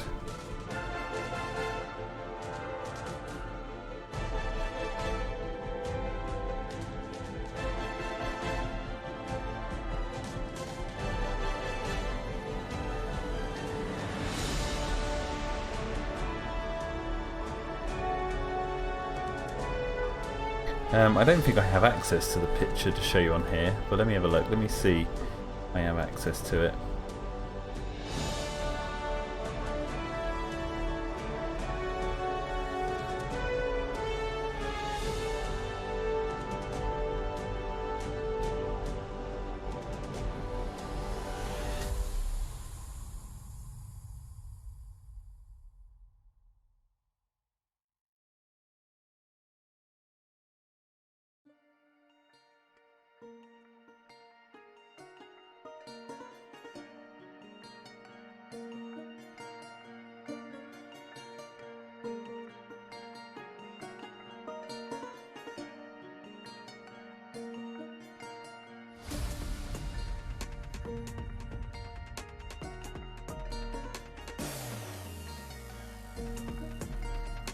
No, not on me.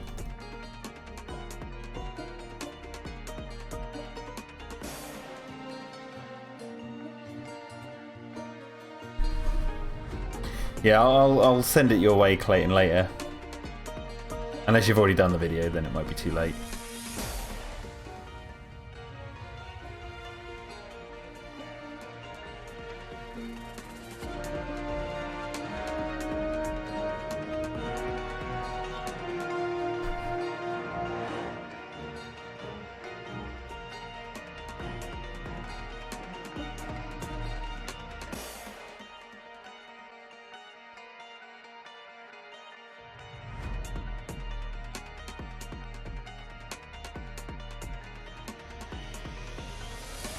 Michael Farm says, Clayton, is your Godzilla channel live or still in development? And Clayton replied, one might say it's up and running. Yeah, I don't think you've made an official announcement about it on your other channel, have you, Clayton? But it is public, you can access it. And it has some lovely artwork adorning its banner, I might say. If I do say so myself.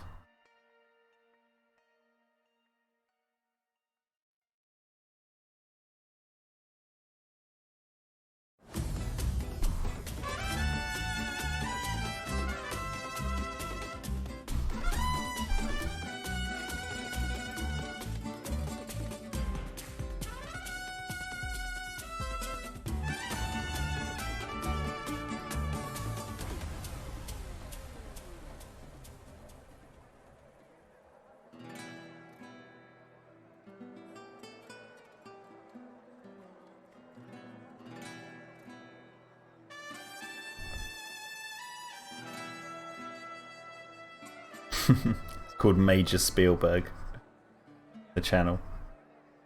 You can tell your son about it. Major Spielberg? Eva the Nerd says, Mexican music? Yeah, we're listening to the Overwatch soundtrack. I did have the Golden Compass game soundtrack on. Then I switched over to Overwatch.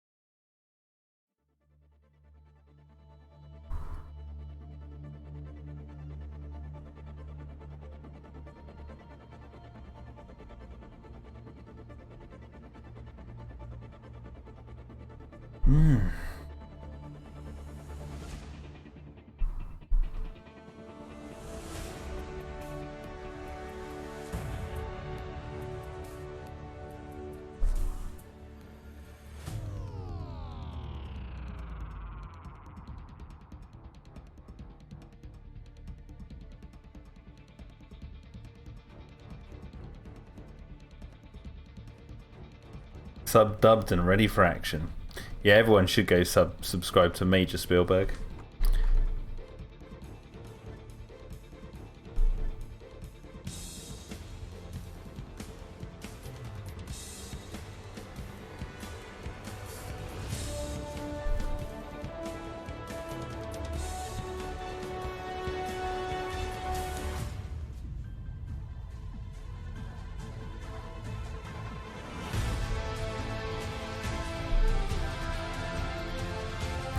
Just clicked with that reference.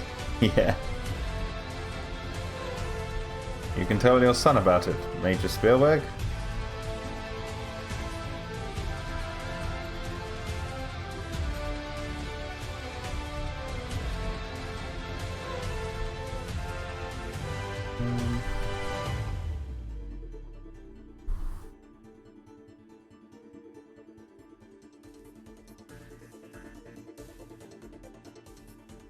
Let me just look up something.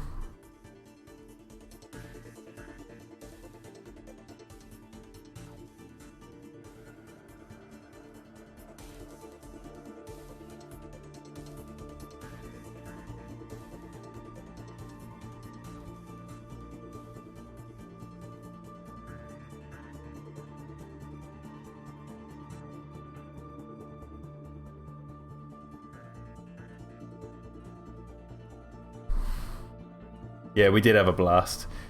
It was so much fun. I was like, I'm glad that turned out the way it did, because that was an idea I was playing with for a while. I was like, should I just make a video where I just rag on the Jurassic films?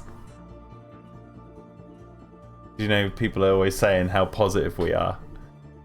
I'm glad you said yes, Clayton. And James was just on fire. It was so funny. He was at work, like clattering around in the cupboard at one point.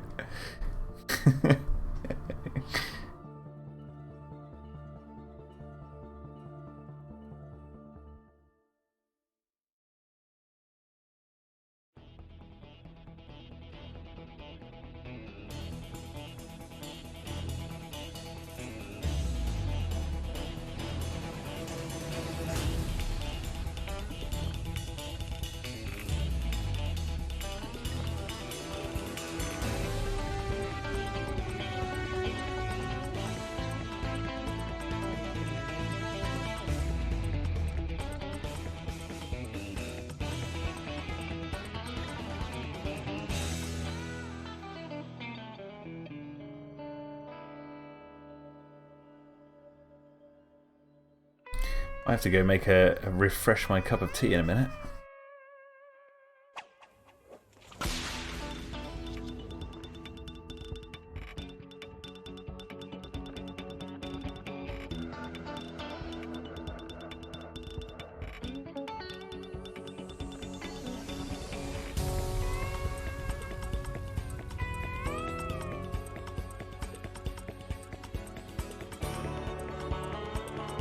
Even the nerd says slowly transforms into EFAP confirmed. Well, that was it. The inspiration is like EFAP, that kind of thing. Because I listen to EFAP. Well, I've been listening to EFAP quite recently, and I was like, no one's ever done this. Like, I know they did one episode on, you know, Jurassic. Was it Jurassic World or Fallen Kingdom or something? But I didn't really watch most of that. I watched all the bloomin' Star Wars stuff because that's better.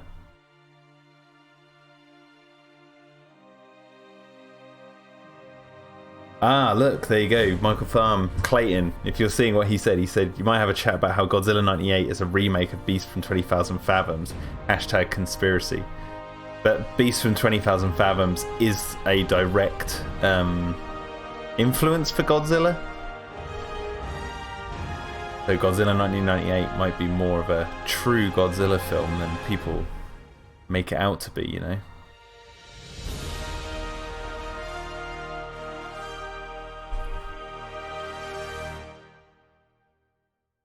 I hope that music's not too loud. Like, it's really loud in my ears.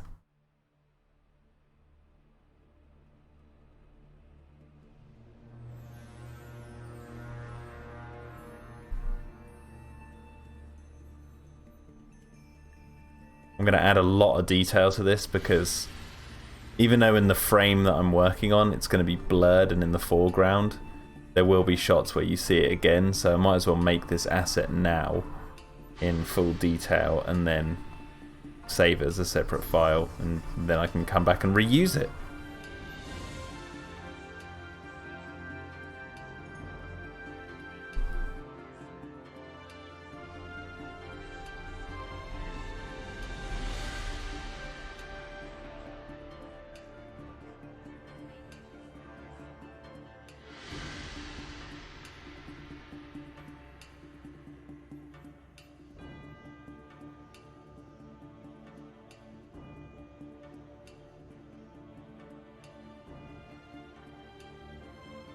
Yeah, no worries, Clayton. See you later.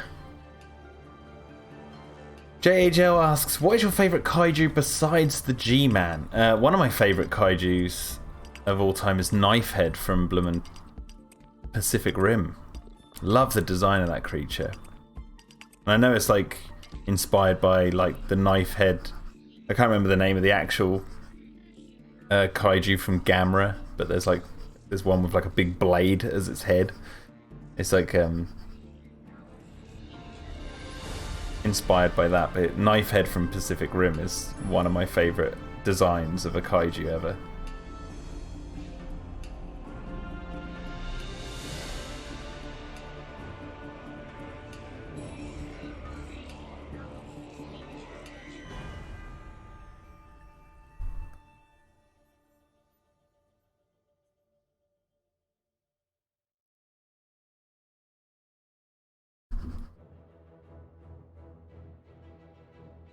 Otachi, is that the one with the? Is that the one which flies, or is that the actual name of Knifehead? I can't remember now. It's been a while since I seen Pacific Rim.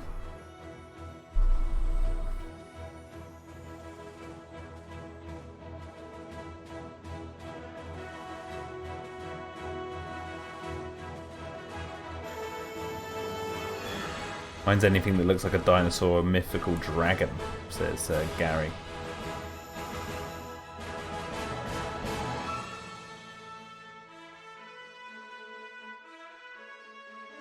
Gyron, that's the one with the blade from Gamera, yeah. Gets its like arms and legs. Oh no, it chops the arms and legs off another kaiju, doesn't it, in one of the Gamera films. Itachi is the flying one. I like the flying one, but I think Knifehead is probably the best looking kaiju in Pacific Rim, in my opinion.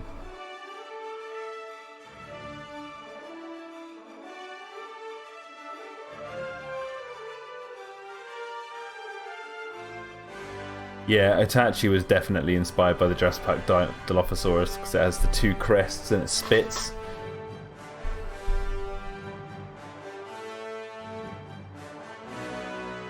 Pixel says, mummified dinosaur?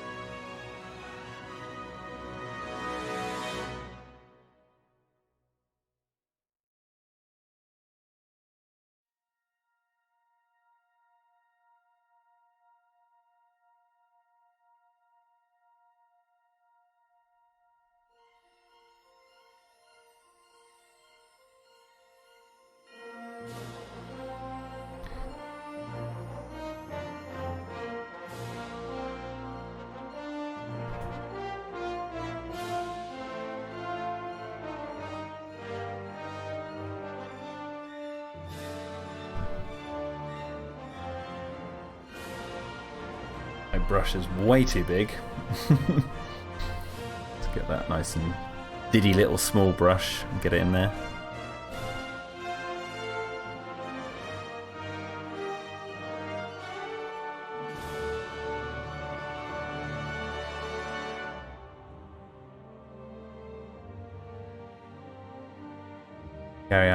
Gary asks, in what area though was it brought from this? Was it brought in? Was it brought from in this alternate world? I don't quite know what you mean by that, Gary, unfortunately.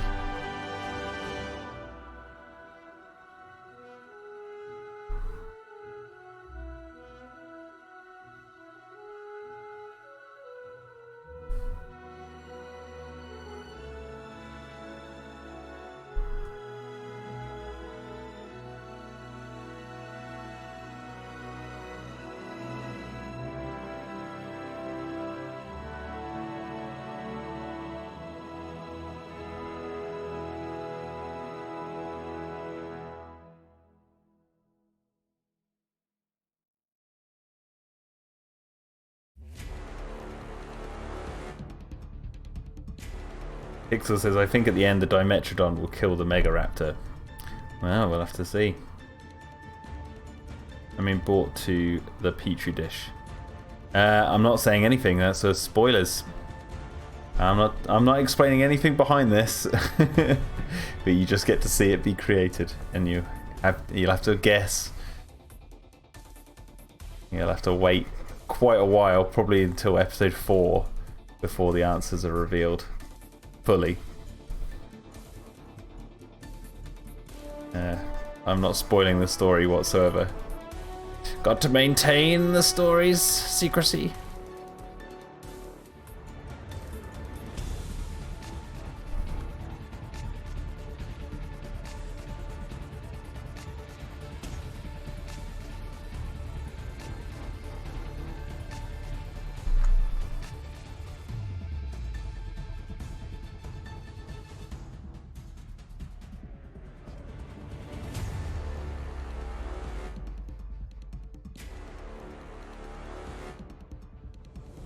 Skullcrawler's a pretty good shout, Michael Tharm. Yeah, if we count King Kong and the Redosaurus from Beast from 20,000 Fathoms, they're some of the best kaiju as well.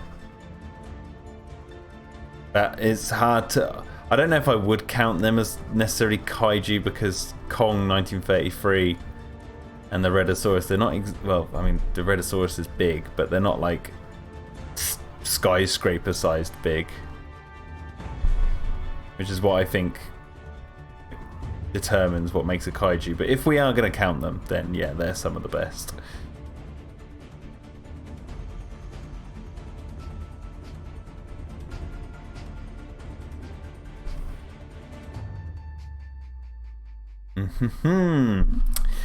Okay, now let's take lines.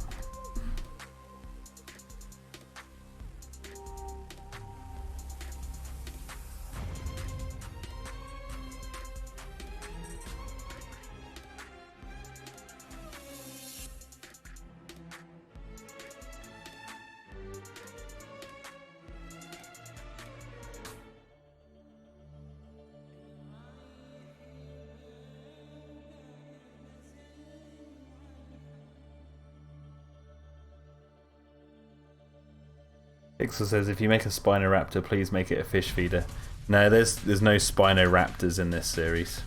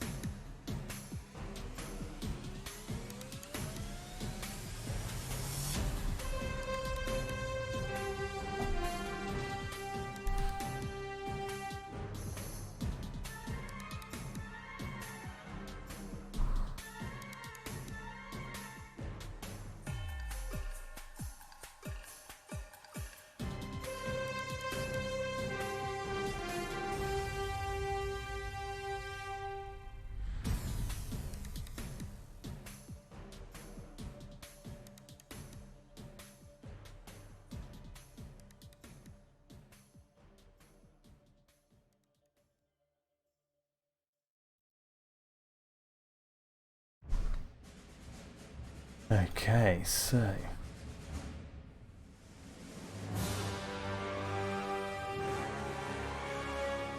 yeah, I have heard people lump the old 33 King Kong and Megalosaurus in with kaijus before. It's not unheard of.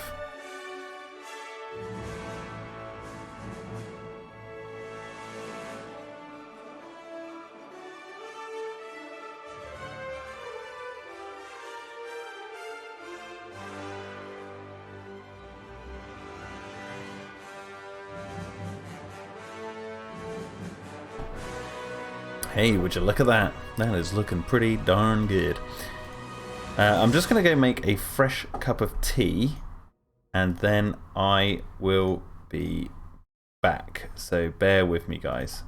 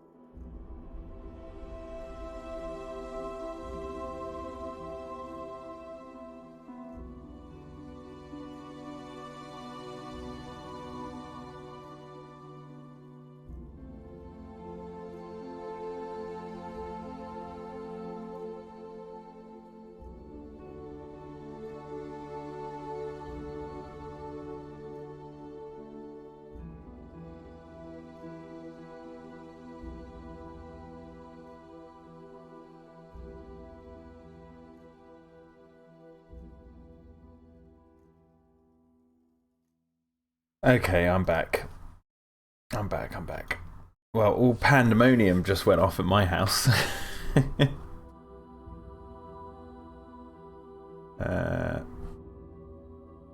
Yo, facts and theories with George. Says hello there.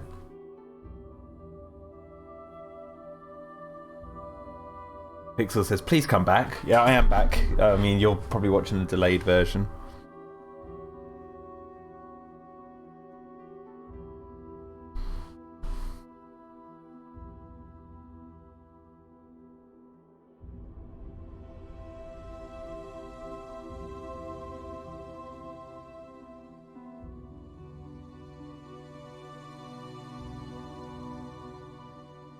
Okay, so let's continue. Yeah, I just had the postman turn up and deliver some stuff for my wife because it's her birthday this weekend. On top of everything else. So we got lots of stuff coming through the door. I had an email I had to respond to. And I made a fresh cup of tea. Are there going to be pteranodons? Asked Pixel. No flying. Excuse me, no flying reptiles in this series.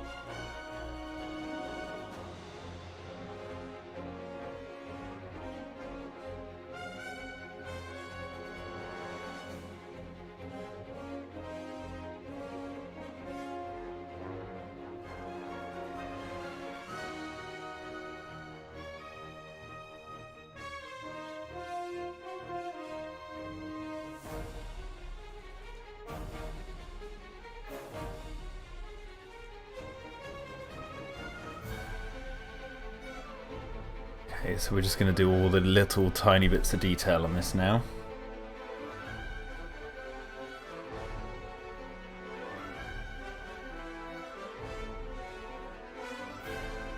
Age and weather it and, you know, all that stuff. Gary Pfeiffer says, disappointing, Jack. There could have been a sky ride of a lifetime.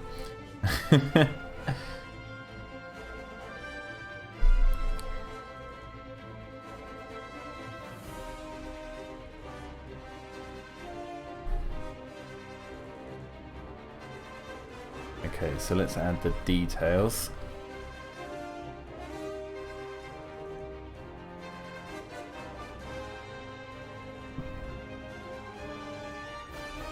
Wrong button.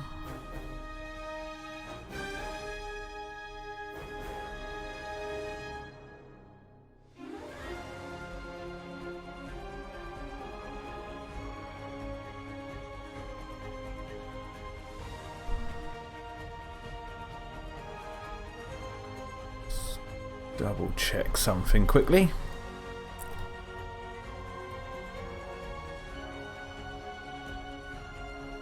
Okay.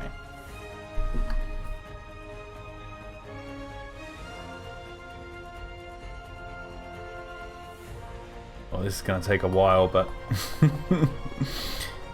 it'll be worth it. Dilophosaurus? No Dilophosaurus is in this series. There's no of the sort of... Well, I use the word standard lightly, but like standard dinosaurs that you've seen in media.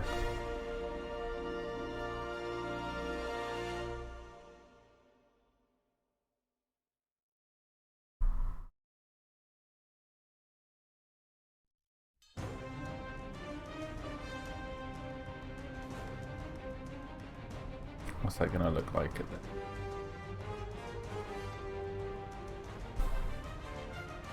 Yeah.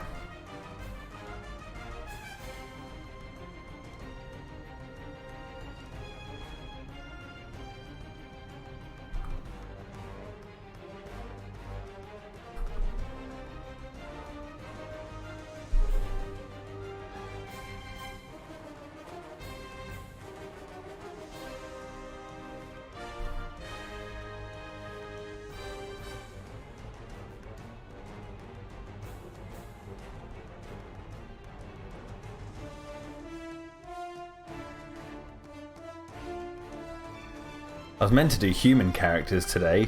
I've ended up doing lots of detail on this, which is good, but I'm gonna I have to do this because there will be shots of this thing close up later on, and it's like good to have this all done.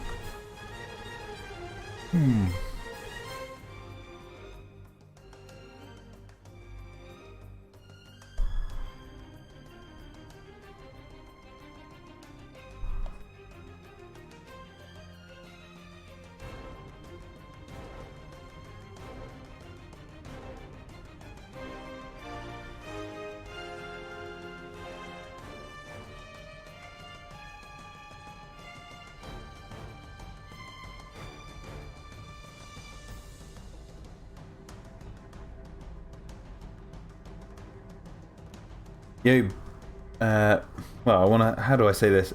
BAME LP. Is that how you pronounce your username? But hello, welcome to the stream.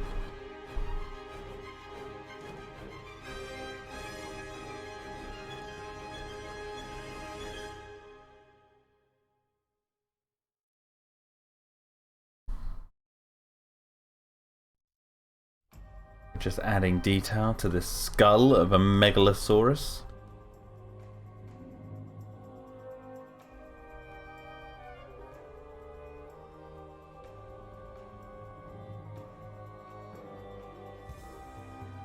The details, always the details, says Pixels. Yes, always the details. Michael Tharm says, Jack, this could be the perfect time to create your very own tricephalopods creation. Yeah. Oh, yes.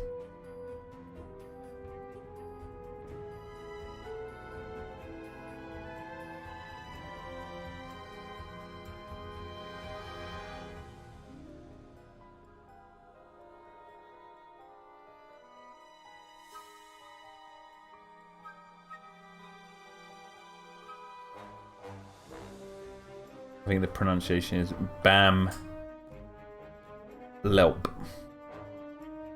Elp. Bam Elp. Yeah, maybe that. Maybe Bam. I'll just call him Bam. Yo, Bam. Whoa, Black Betty, Bam a lamb. Whoa, Black Betty, Bam a lamb. But we're going to kind of cheat a little bit because I'm not going to draw this cross. I don't know.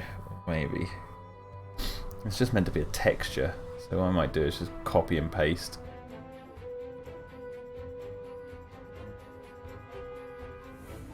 I'd copy and paste.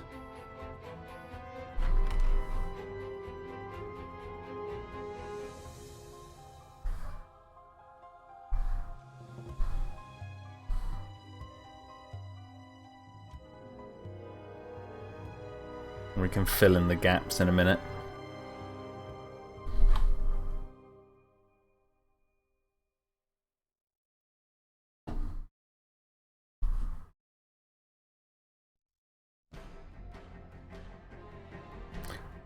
Would the burn tool add some weathering and age to the bandage, assuming it's old, of course? Yes. Yeah, I'm going to do all that, like all the shading and that. But first I've got to do all the bandage details and then the scales as well. What I'm going to be doing next. At the moment I'm just sort of trying to cheat the system a little bit.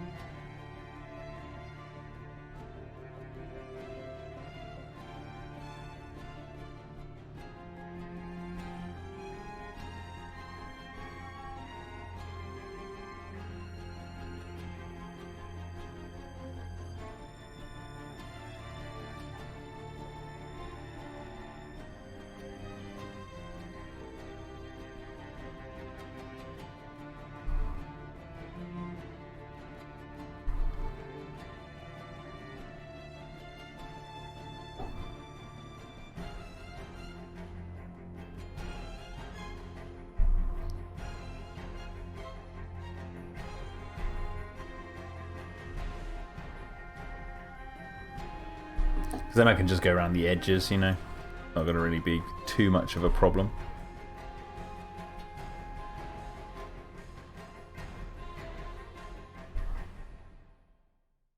I think that'll do for now.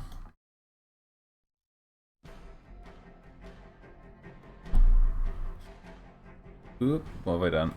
Duplicate. There.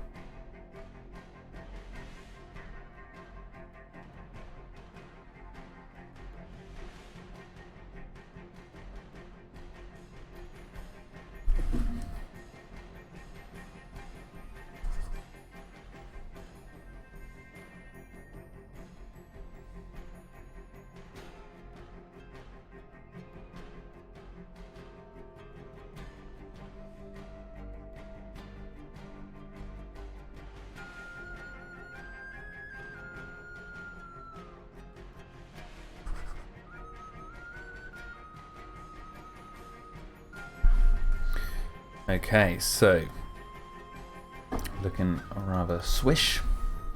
I'm just going to add all the details in the gaps that I'm missing.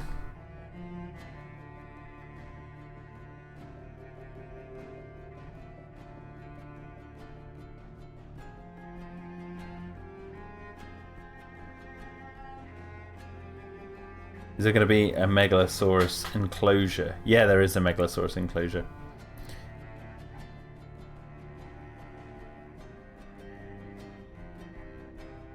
I don't know actually if you'll see the Megalosaurus enclosure in the show, but it is there. Michael Tham says, Imohep called. He wants his sacred jars back along with his pet lizard.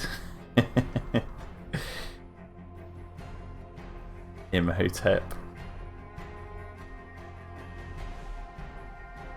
That's funny you bring... well, I say it's funny you bring that up. It's, I watched the opening... the opening sort of theme and, well, the opening titles of the Mummy animated series. Yesterday, in fact, actually. I used to watch that all the time when it was on TV.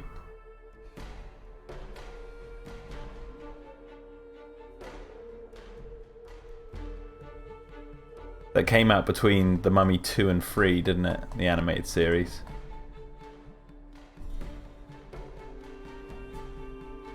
Isn't it amazing that like The Mummy got an animated series but Jurassic Park never did? Not until Camp Cretaceous.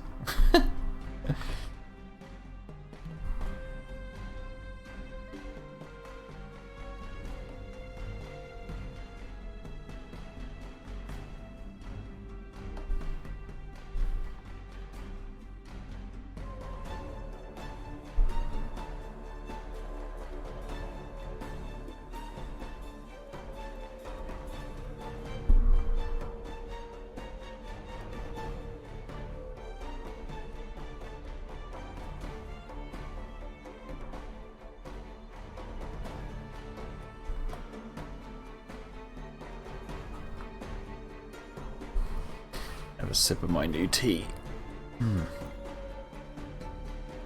And spill it all down myself. Just a couple of drips. Well, that's piping hot and lovely.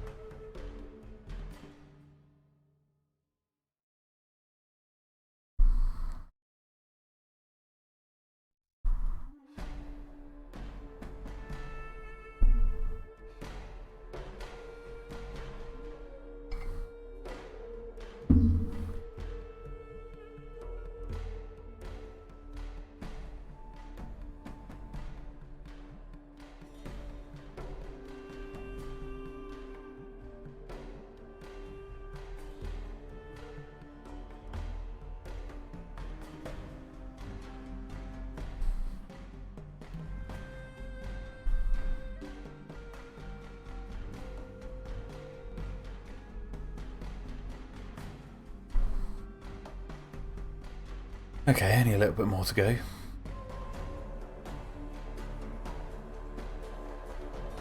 I missed the Mummy series. I wish there was... I think I was in college around that time. It was out, yeah, between the second and third film. Says Michael Thumb. Yeah, because it has the kid in it, and he has the bloomin' gauntlet on or whatever. Because I remember the series being okay, but there was no New Adventures of Johnny Quest, I'll tell you that. New Adventures of Johnny Quest was like my jam. That was my bread and butter.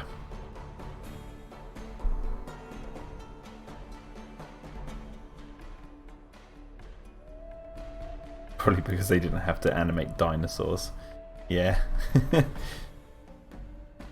Hey, I mean, I'm animating dinosaurs alright for this show. It's so funny going back, because like in episode 1, I remember having, like, talking to you, Mike, about the Camarasaurus lifting its head, and I still, to this day, I might have to tweak that frame when I've got the show all finished in the final version of the show, when I stick it all together. Because it's still a bit like juddery and janky, and I think I could do a much better job of that now. Because there's things I'm doing now which are far more complicated than that, and they're looking much better.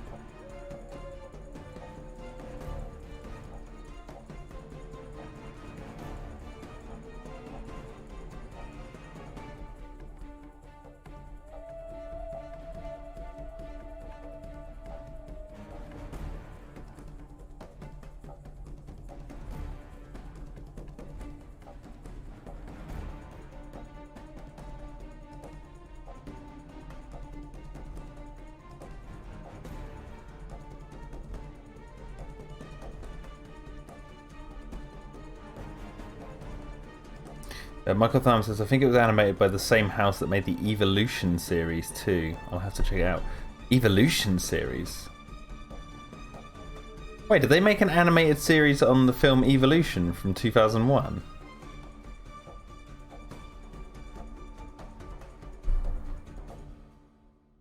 Which I like to call the real Ghostbusters 3.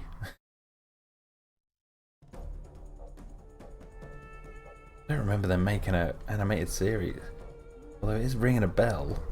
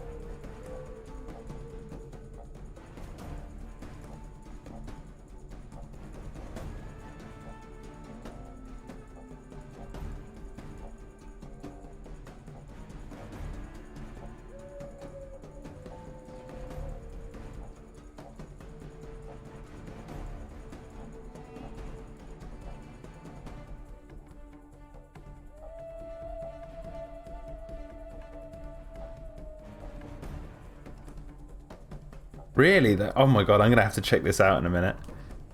I'll check it out. I see. Maybe I have seen it, but Evolution's one of those movies that I really like. It's really stupid, but it's I call it the unofficial Ghostbusters 3 because it's like basically the same premise. You know, bunch of misfits or bunch of people, scientists, get together with a couple of misfits, and they have their car, instead of a hearse, is a fire truck. And instead of taking on ghosts, they have to take on aliens, and instead of like a plasma gun or whatever they use, the in Ghostbusters, I can't even remember the name of that thing now. They use shampoo in the fire hose. And if they had made like an Evolution 2, I could have very easily imagined them having like backpacks with shampoo on.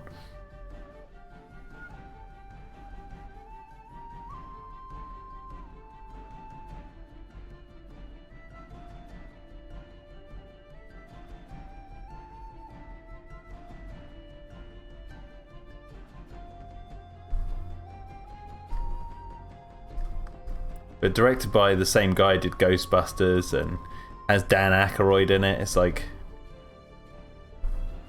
I mean, of course Dan Aykroyd's in it.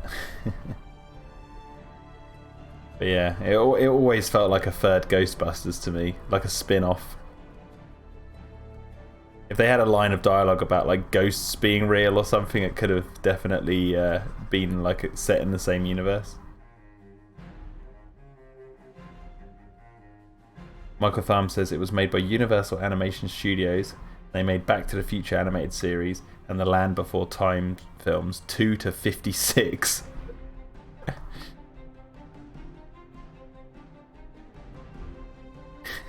You know, I wouldn't even be surprised if there was 56 Land Before Time films. The amount of films that have come out. See, here's a question: are there more films in the Godzilla series or the Land Before Time series? I think Godzilla has the edge on Land Before Time, right? I think Godzilla's got like, what, 34 movies now, or 35 movies, something like that.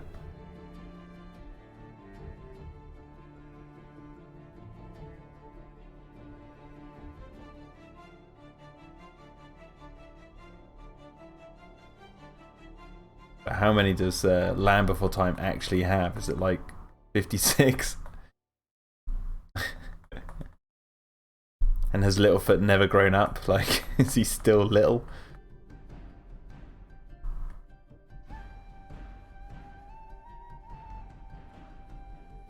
It'd be really funny if like they ended the Land Before Time series. Like, they've had all these movies, and then the last ever Land Before Time film, they literally have the meteorite strike the Earth and just absolutely decimate all the characters. Like, they're like, we're finally safe in the Great Valley. We've spent years here. It's been glorious. Oh God, what is that? It's just like meteorite the meteorite lands straight in the Great Valley. Like, just takes them all out. And the cult following of all these Land Before Time films are like, why did they end it in such a morbid way? Kind of like the end of Dinosaurs, the series, you know. They ended with the extinction.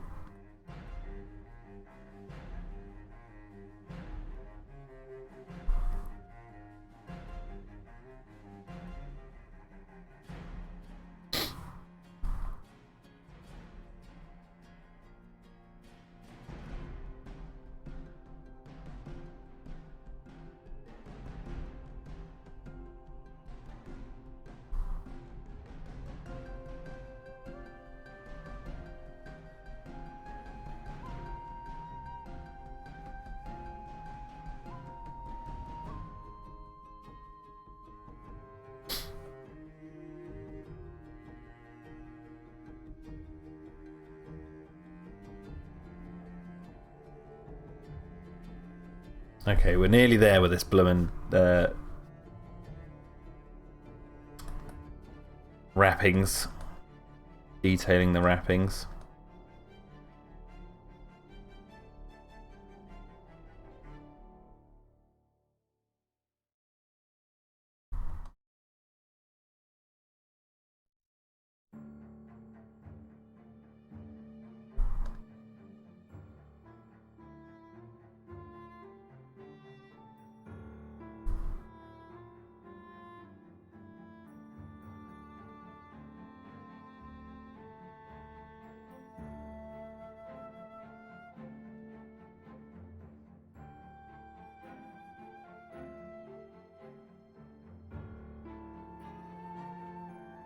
Evolution was made by the Bontico Picture Company, DreamWorks Pictures, and Columbia TriStar Television. No wonder it was a mess of a series. Oh, really? So, like, did it change, like, styles and stuff halfway through? Like, what happened there? Or did they keep the consistency of the look of the show going? And then just, like, the stories and the characters acted weird?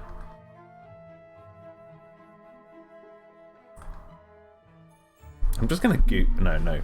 Concentrate, Jack. Don't start googling Evolution the series. Continue working on the picture you're doing, because you're never gonna get it done. You'll be drawing little tiny crosses forever.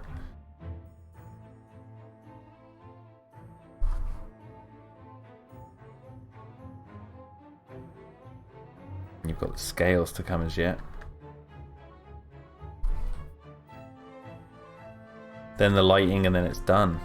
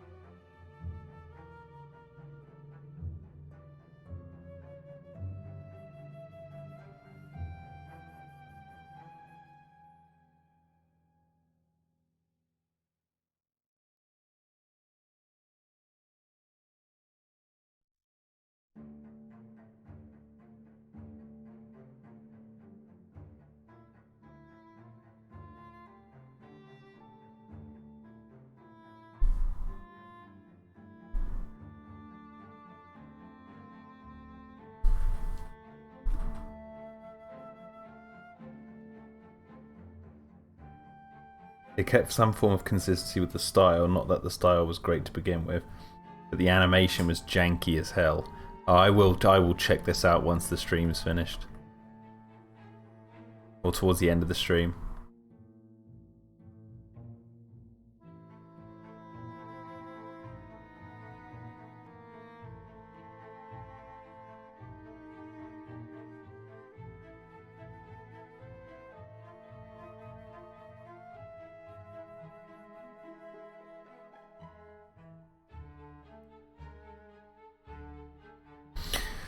Okay, alright, we have the detail on there. My word, that took a while, but looking good. Now what I'm going to do actually is I'm going to create a new layer for the scales, because I need to make them bumpy. I'm going to get a slightly darker version of this. I'm going to yes.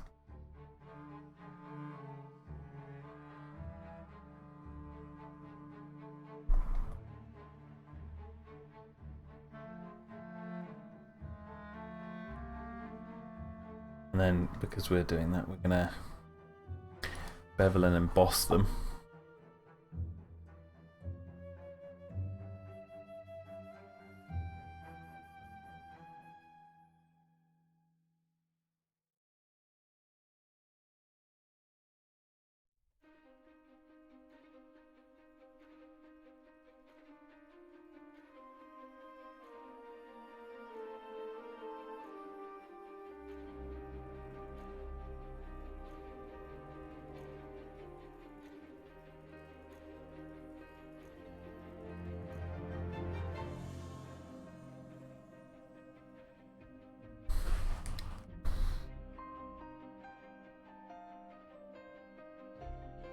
Land Before Time has 14 films, by the way, so Godzilla wins hand down. Yeah, Godzilla's like doubled it. Okay. Even James Bond and all that. Yeah, okay. 14 though. 14 Land Before Time films. Now, I know, Michael Farm, I've got you on a mission, but like, for me. But has Littlefoot grown up by the latest Land Before Time film? Like, is he grown up? Like, or is he still a kid? If he's still a kid, that means these films, these Land Before Time films, must have taken place over the course of like what, most a year.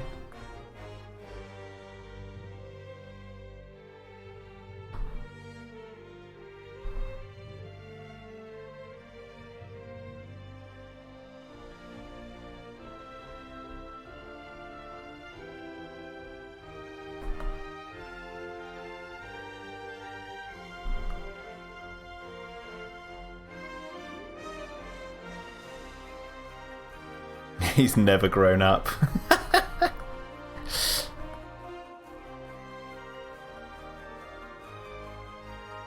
Yeah, I get the sense from the first Land Before Time film that that like if the same exact film crew had worked on the other ones, that that they would have had Littlefoot grow up and they would have had a story about like his kids or whatever.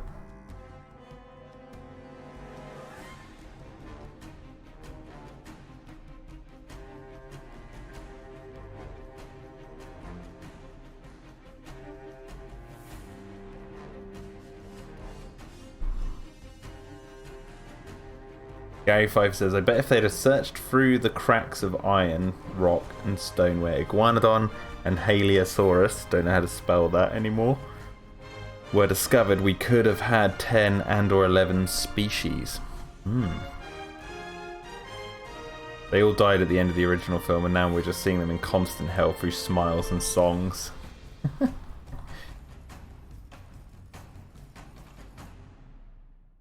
Yeah, I get the sense that the filmmakers of Land Before Time, if the original film crew had been working on like sequels, like the full crew, they would have had Littlefoot grow up.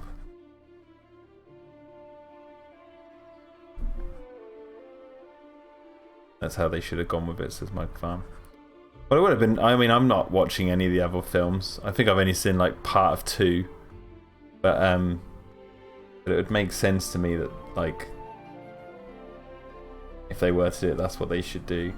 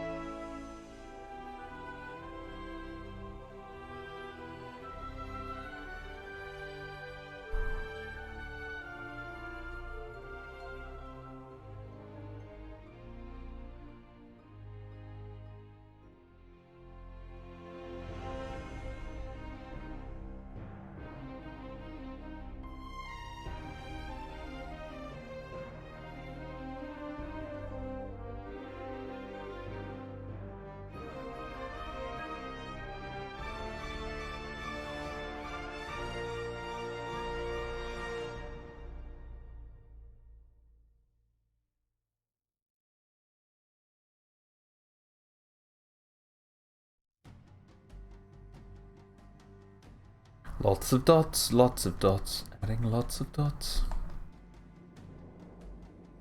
Scales everywhere.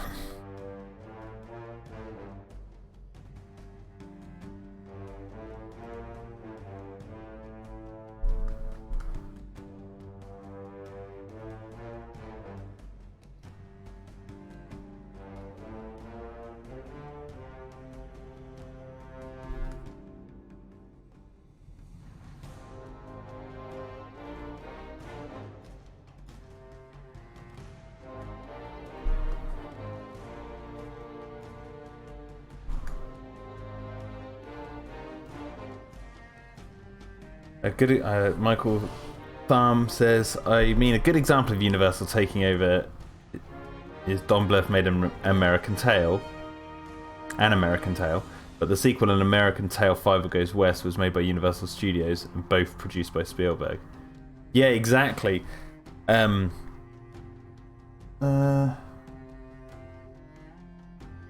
funny you mention those because we were going to watch those the other night. I've got them on DVD, both of them. I used to watch 5 Goes West all the time when I was a kid.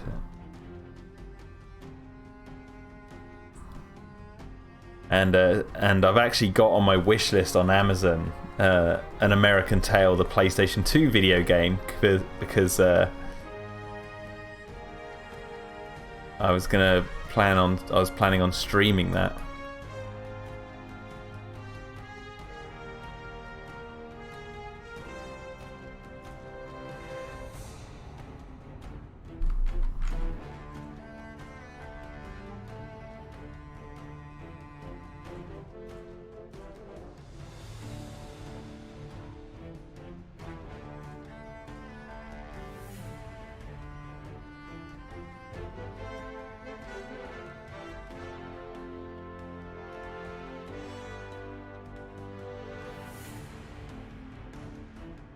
Yeah, I think I prefer the second of the 5 all movies. I'm sure there's more movies, but I swear that there was a series or something to do with American Tail, right?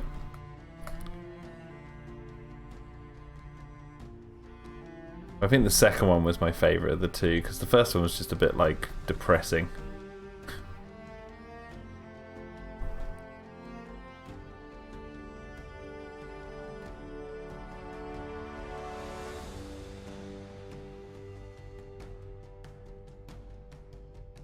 Depressing looking, should I say. It was definitely a rainy, miserable film. Much as I love An American Tail, it was a depressing film. The sequel was much more light-hearted, but thankfully the TV series wasn't that good either. Ah, there was a TV series. Yeah, I thought there was something else. Pulling from memory, you see. I bet you though, I'll look online at the Evolution cartoon, and I bet I did watch it at some point. But I can't for the life of me picture what it looks like. Obviously I'm picturing like a cartoon version, but it's when you see like how they design the characters and stuff.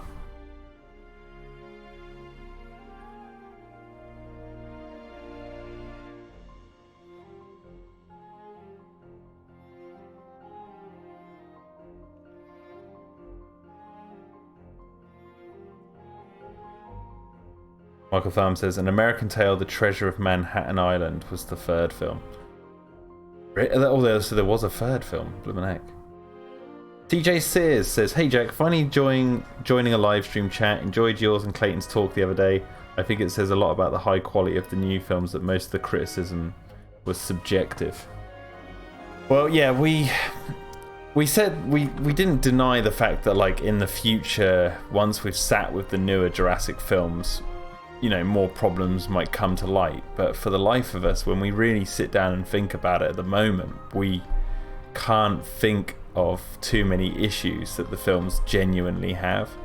And it's like, you have to ignore things like trained, like, for example, if you don't like the idea of trained velociraptors, then you probably just won't like Jurassic World. Or you just won't like that idea. So, let's say you just don't like trained velociraptors whatsoever, then you probably won't like Jurassic World. However, the idea of trained raptors it doesn't go against the film series. Like, it makes sense within the world building there that they've like sort of planned out. Or the world building that they've laid out, sorry, should I say, not planned out. So it's like, that's not really a fault with the movie if you don't like trained raptors. That's just, you just don't like that idea. So we're trying to ride that line of being like, look, we're not going to say things like, oh, trained raptors are bad, because it's not. But things like the actual map, section 5 on being in 2 different places on on two different maps in the same film, that's a genuine mistake. And then we do discuss things we don't personally like, but and sort of give our critiques, but we try to stay away from things that like are solely subjective. But I'm saying like we don't we're not solely objective either. Let's just put it that way.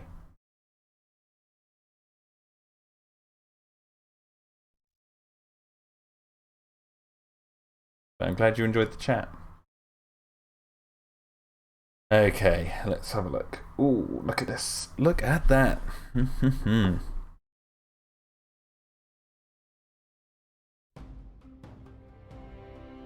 what I'm going to do is convert that to a smart object. And we're going to just fade that a bit.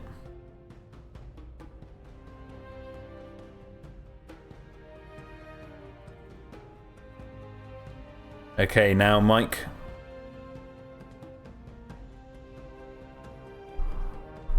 Mike says, as soon as you see the third American Tail film, you wish you hadn't. But now we're going to use the burn tool, Mike. That's basically what I was getting to. I'll probably look up the third American Tail when I look up Evolution's animated series.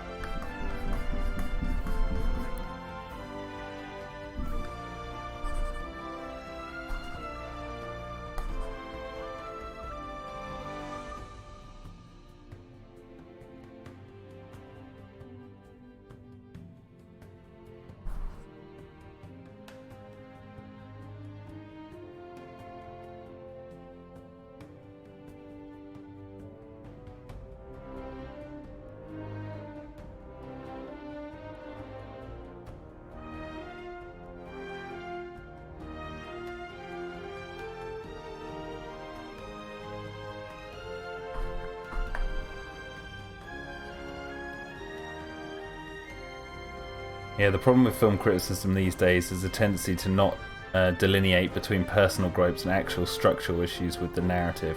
That and the obsession with character arcs. Yeah, I mean, characters don't need to have arcs for a film to be good. Right?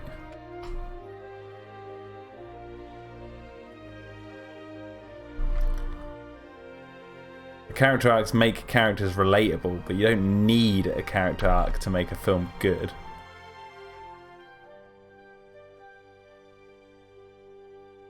Looking awesome, says Mike. Yes, thank you very much. The burn tool is looking good, isn't it? And applied to this.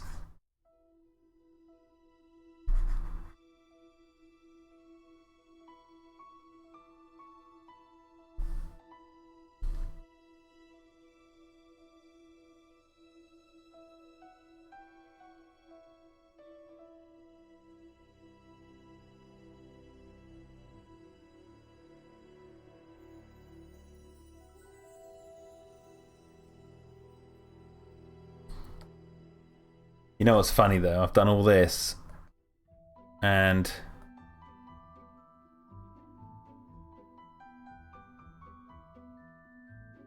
I've still got the bottom jaw to do. Which shouldn't take as long. But see. I go back into the eye area.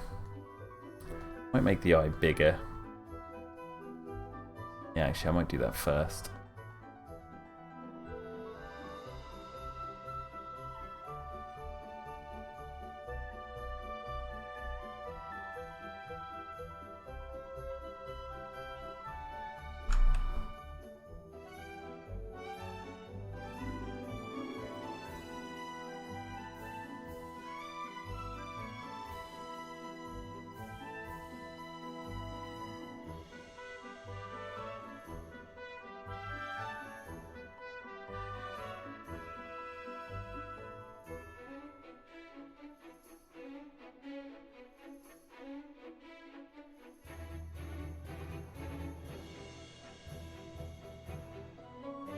Yeah, looking more creepy now, I think.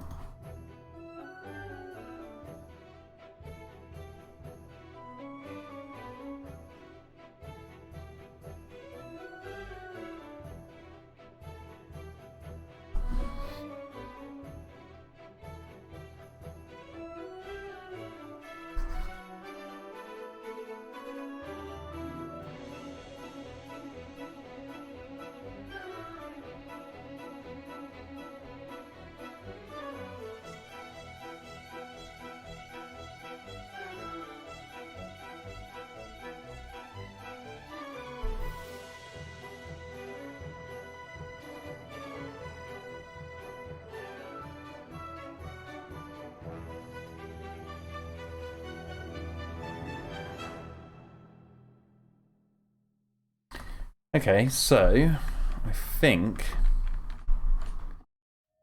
that looking pretty good. I'm just going to sharpen it a bit now.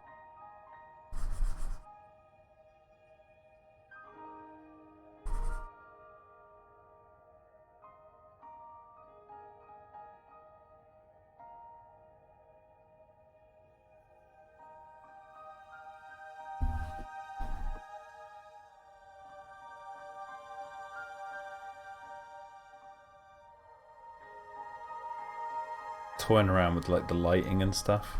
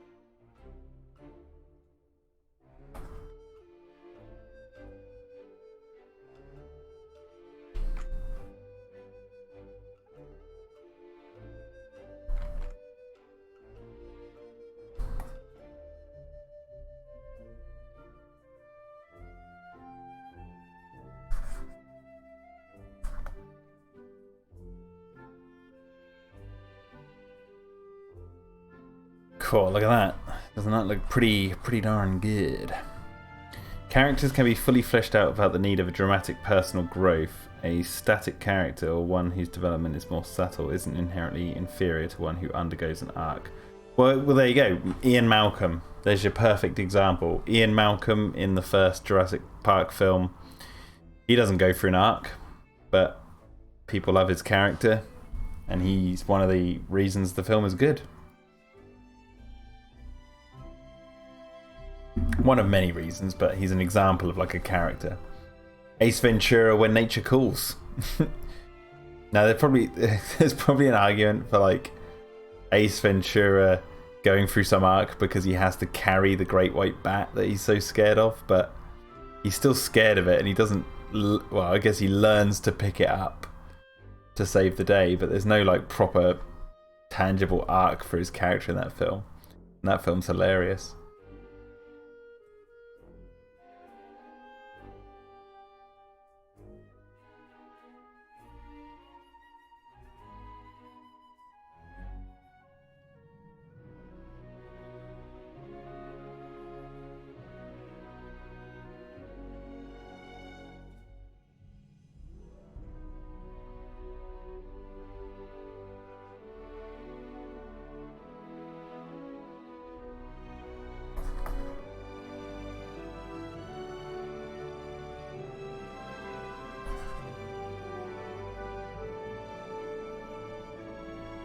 Alrighty. So we have one mummified head. that we can use later on for this scene. However, I need to see the bottom jaw actually. So we're gonna grab the colour.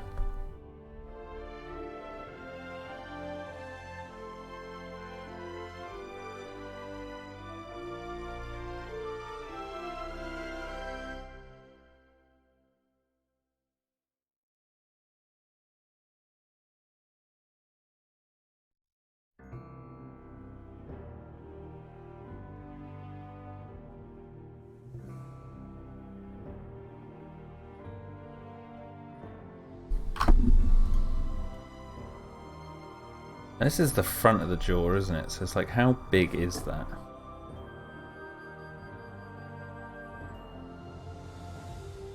I think it just...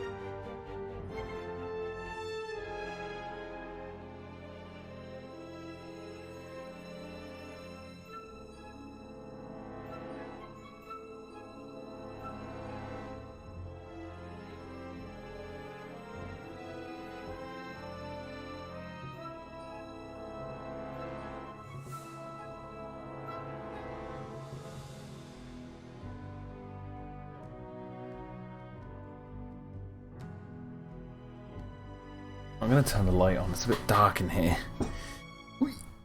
Straining my eyes. Aha. That's better. I'm not straining my eyes so much now looking at the screen.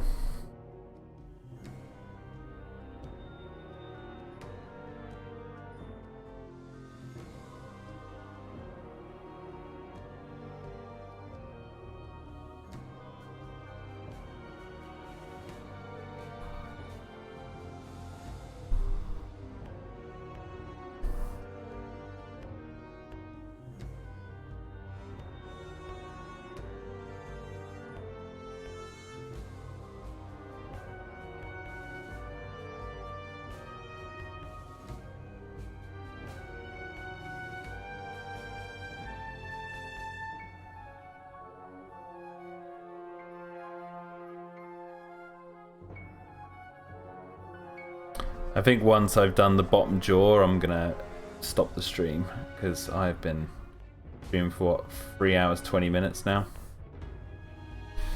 and I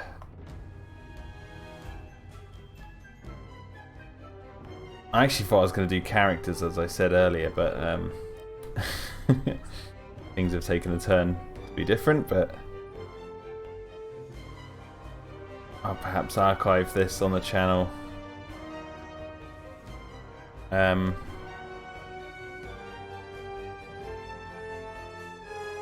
For a different name than what I was planning to archive it under. Which table is it going to be on, asks Gary. Actually, I can tell you that. So, because this is the opening of episode 3, this is actually going to be... I've got to put this on a stand and stuff, but it's actually going to be like this big, and it's gonna, the camera's gonna pan like this. That's why I'm adding so much detail. It's gonna pan like this and reveal the lab. So we're gonna be zoomed in, but the title of episode 3 is going to be revealed from behind this. So it's like this is on a table which is over from the other side of the room. It might not be that big actually. It might be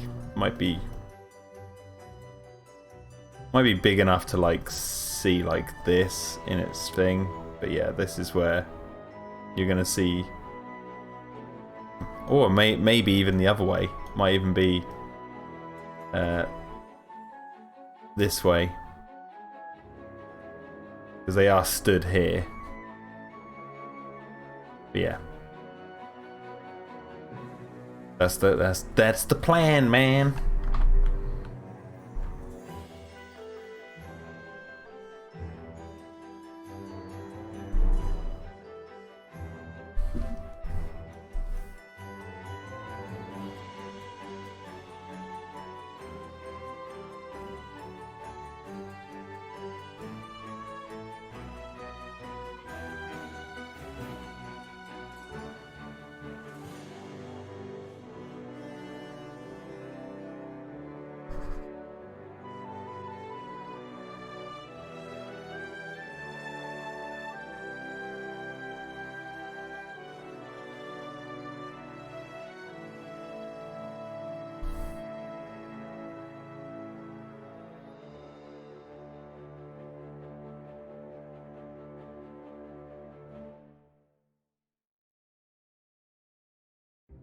Can't remember if you've mentioned it, says CJ Sears, but do you have any plans for another Black Sack review at the moment? Love the format and it's always fun to rag on B movies or find hidden gems.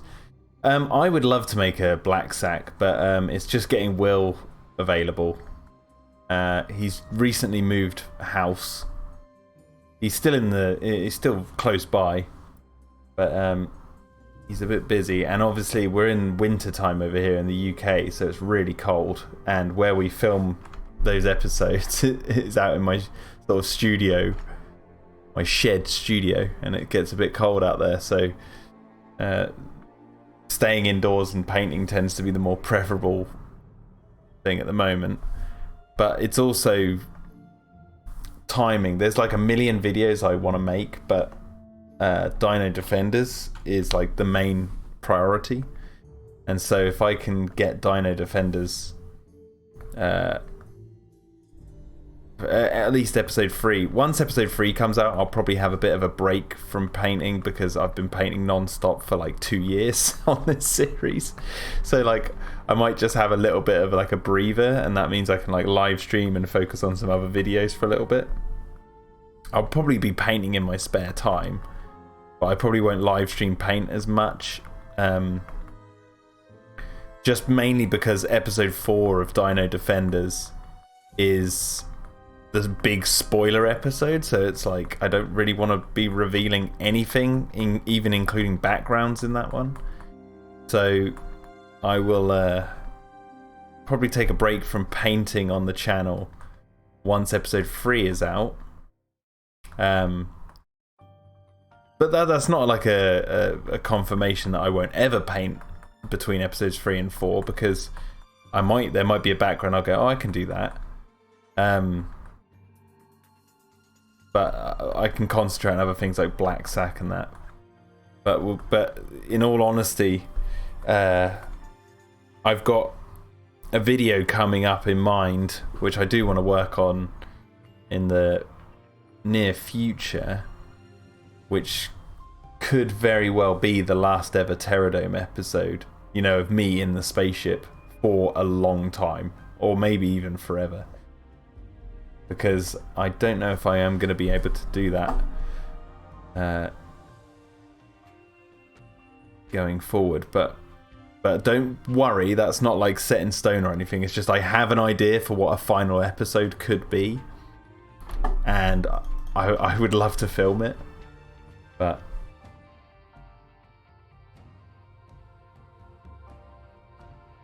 we'll have to see.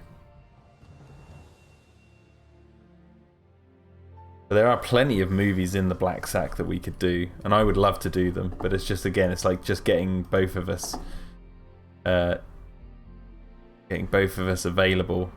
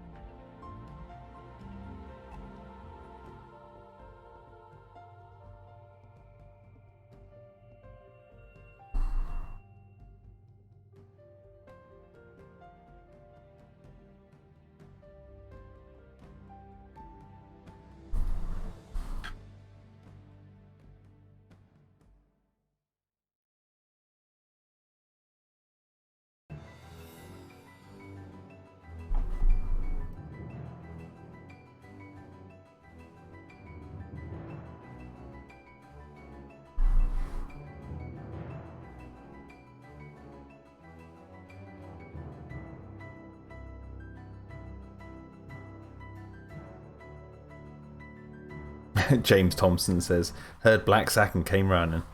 Welcome. Okay, so we're going to do that layer. We're going to do that scales again now. Oh.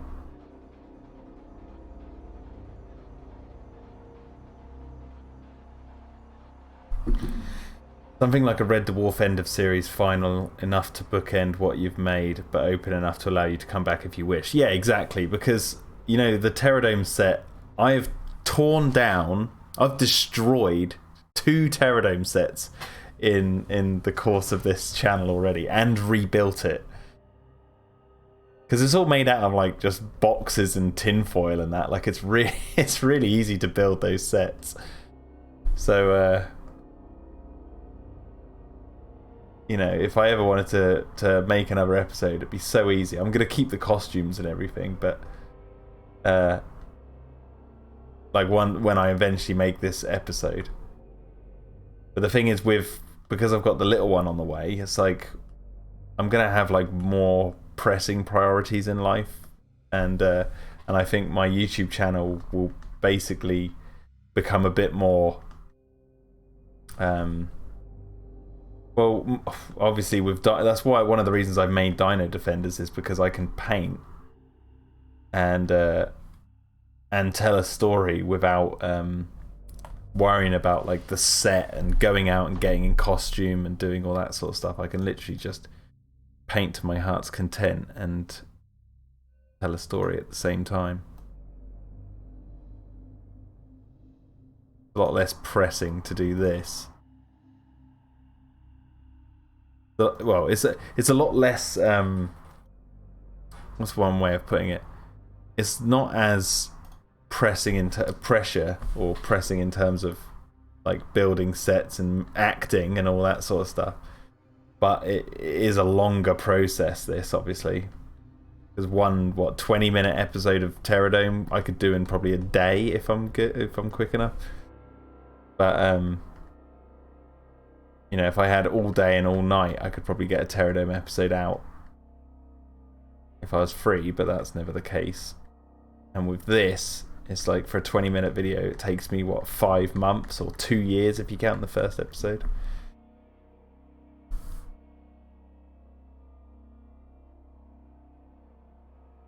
Now, what is going on here? Why is that not...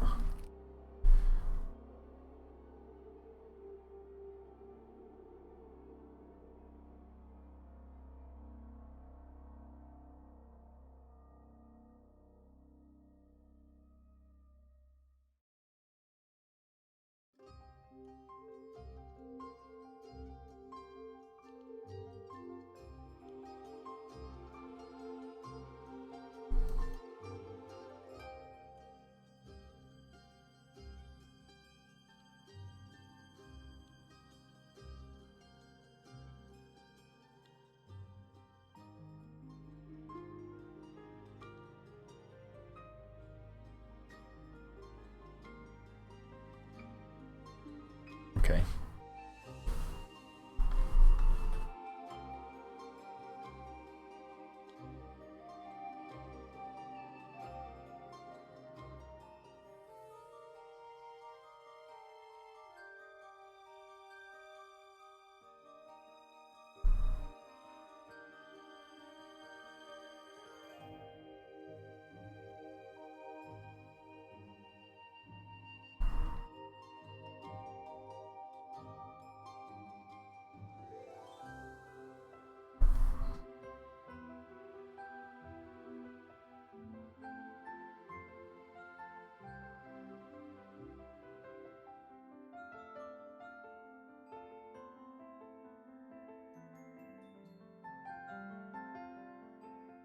Michael Tharm says, when your child is old enough, you'll have to pull the trick Ray did with his daughter.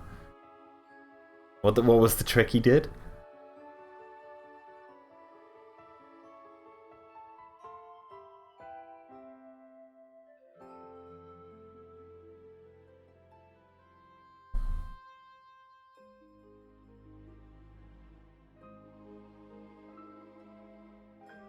He loved Pinky the elephant from Guanji and used to play with it. Ray would say he could eat Maltesers. He would distract her and hide them in his drawer, and says Pinky ate them. That's cute. What did she think of Guanji eating Pinky? Days later, she found a bunch of loose Maltesers in his drawer when he asked for a ruler. That's cute. Well, yeah, we don't know the gender of our baby yet, so we find that out at the beginning of March, and we are going to find out. So I will let you know when I find out.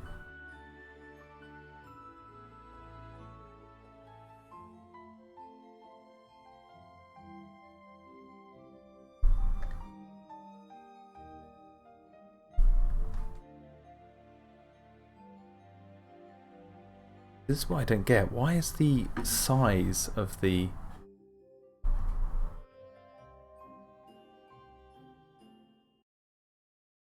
Should be bigger, but it's not.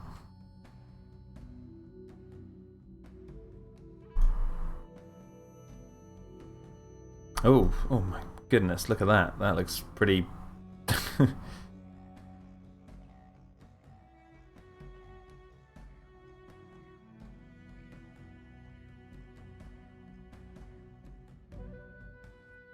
I like that, you know.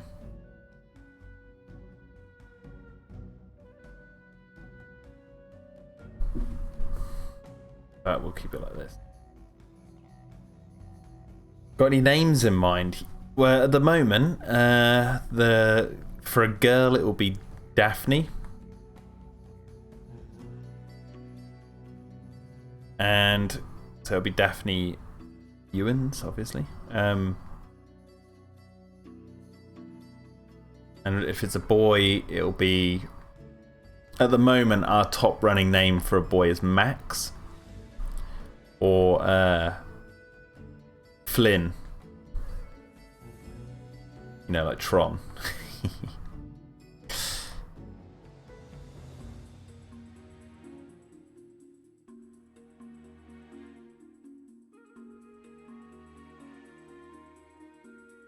Cornelius the Ceratosaurus, says Gary. Well, the thing is, Cornelius was a name that I really liked for a boy. Because I thought Cornelius Ewens sounded like someone who would discover a new continent or something. But we kind of vetoed it when we realised that, you know, the friends would call him Corny and stuff like that. And plus, you know, Cornelius, the poor kid's got to spell it. I was thinking, you know, well, they should learn to spell it. But then again, it's like, what do you shorten it to? And it's Corny, and we're like, oh. So I was like, okay. I'll call the dinosaur in my cartoon series Cornelius.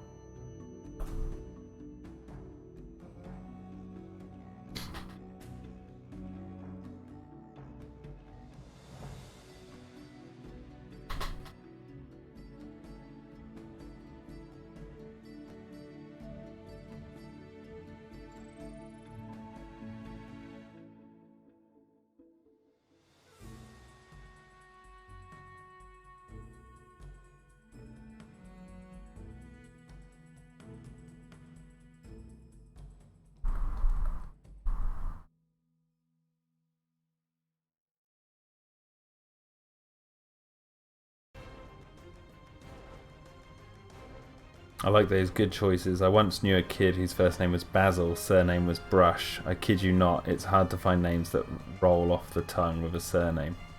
Really? Basil Brush was a... Why? That though? The parents. What cruel parents. Wait, was Basil Brush a thing then at the time? DJ Steer says, super late on this, but congrats on the baby too. Daphne's a good name, reminds me of Frasier TV show. Yeah. Love me some Frasier. You know, if it is a little Daphne, we'll sing it to sleep at night. We'll go Hey baby, I hear the blues are calling. Tossed salad and scrambled eggs. Quite stylish. Baby, you seem a bit confused. Well, maybe. But I got you pegged. Ha ha ha. Now I don't know what to do with those tossed salads and scrambled eggs. They're calling again. Scrambled egg all over my face. What is a boy to do? That's what I'll sing to Daphne. She's trying to go to sleep. Hello, MD Cars. Welcome. Okay, so I think the lower jaw just needs to be. Oh wait, what did I just do there? Oh no, I did nothing wrong. I think the lower jaw just needs to be lit and matched to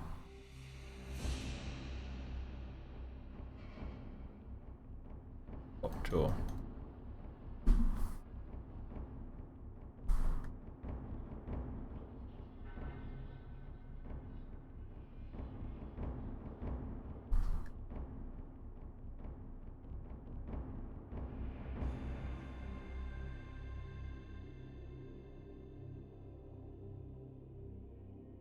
Caden says, favourite woman who made appearances with Lilith.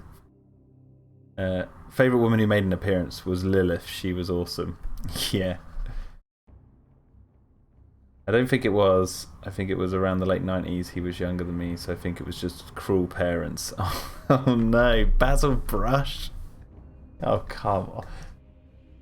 Our last name's Brush. We'll call him Basil. Oh, poor kid. That would be okay if Basil Brush was a cool kids thing, but it wasn't. Basil sucked. Basil was a really annoying character.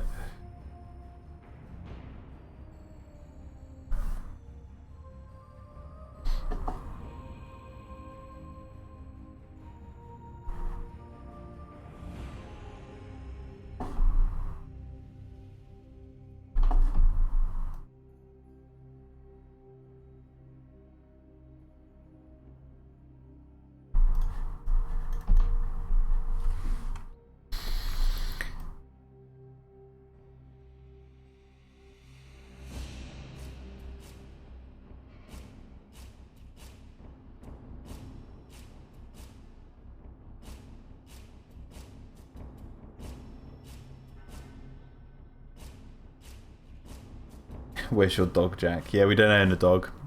But that's the only thing. It's like there's so many names out there. It's like we picked Daphne, and obviously one of the two things that jumped to our mind was Frasier and Scooby-Doo, and we were like, well, that's not too bad.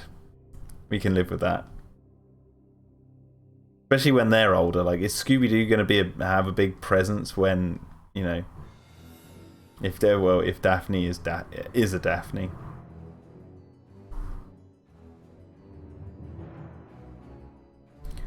Might actually just add a little bit more wrappings over this bottom jaw. I'm going to use this one here. Deal this one.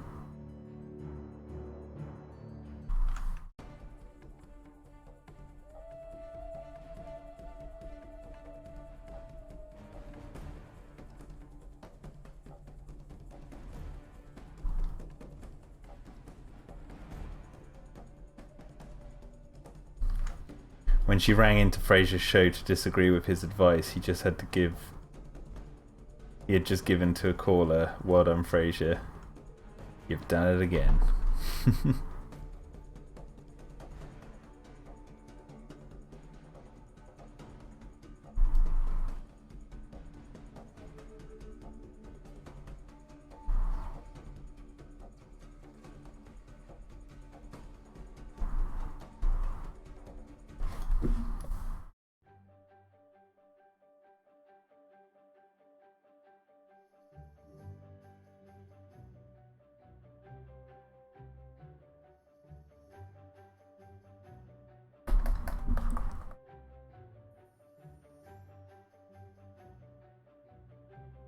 Okay, there we go. So, we have what we've done so far then. We've got a bottom jaw, we've got a top jaw. And obviously I'll have to, away from the streams, be editing how this all goes, and then we've done a bit of the background, which is this laboratory. And I haven't finished the dinosaurs on the poster. There's still one missing, but I'm obviously not revealing that yet. And I might add a little bit more detail to this board and then add the human characters in. But yeah, so there we go. I hope you guys... Have you thought about the middle names, Jack, says Michael Farm. Yes, but because Emma took my last name when we got married, I said she can, middle names I'm just letting her decide.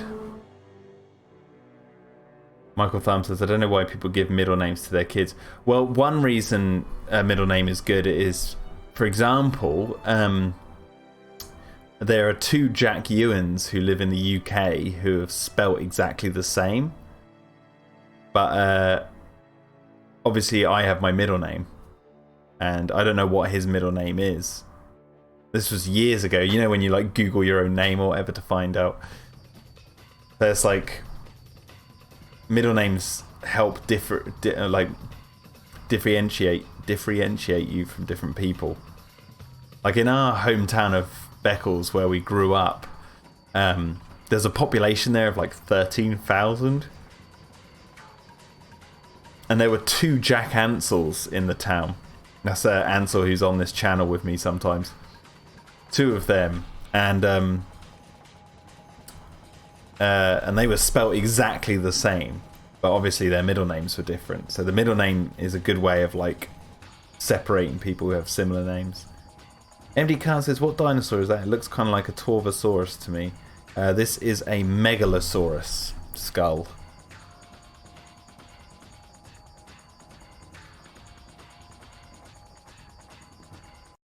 Oh, actually, I did just notice something I want to do.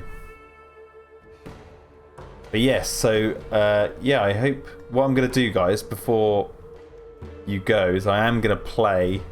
as I go, I'm going to play the new trailer that for episodes 1 and 2 of Dino-Defenders, which has a couple of new shots from episode 3 in there, so look out for those. Yeah, if you enjoyed this stream, or if you want to share the Patreon link with people, and if you want to support this series, go visit that. You know, all that business. I hope you guys have enjoyed the stream. I might be back later tonight to play Alien vs Predator 1999, the old one. So if you're about, then you might catch me online. But if I do know I'm going to do that, I will schedule it so you can see that I'm going to schedule it. So, but anyway, guys, I'm going to turn this music down. I hope you guys have enjoyed today's stream, and I will catch you either later tonight or tomorrow or sometime in the near future. See you later, guys.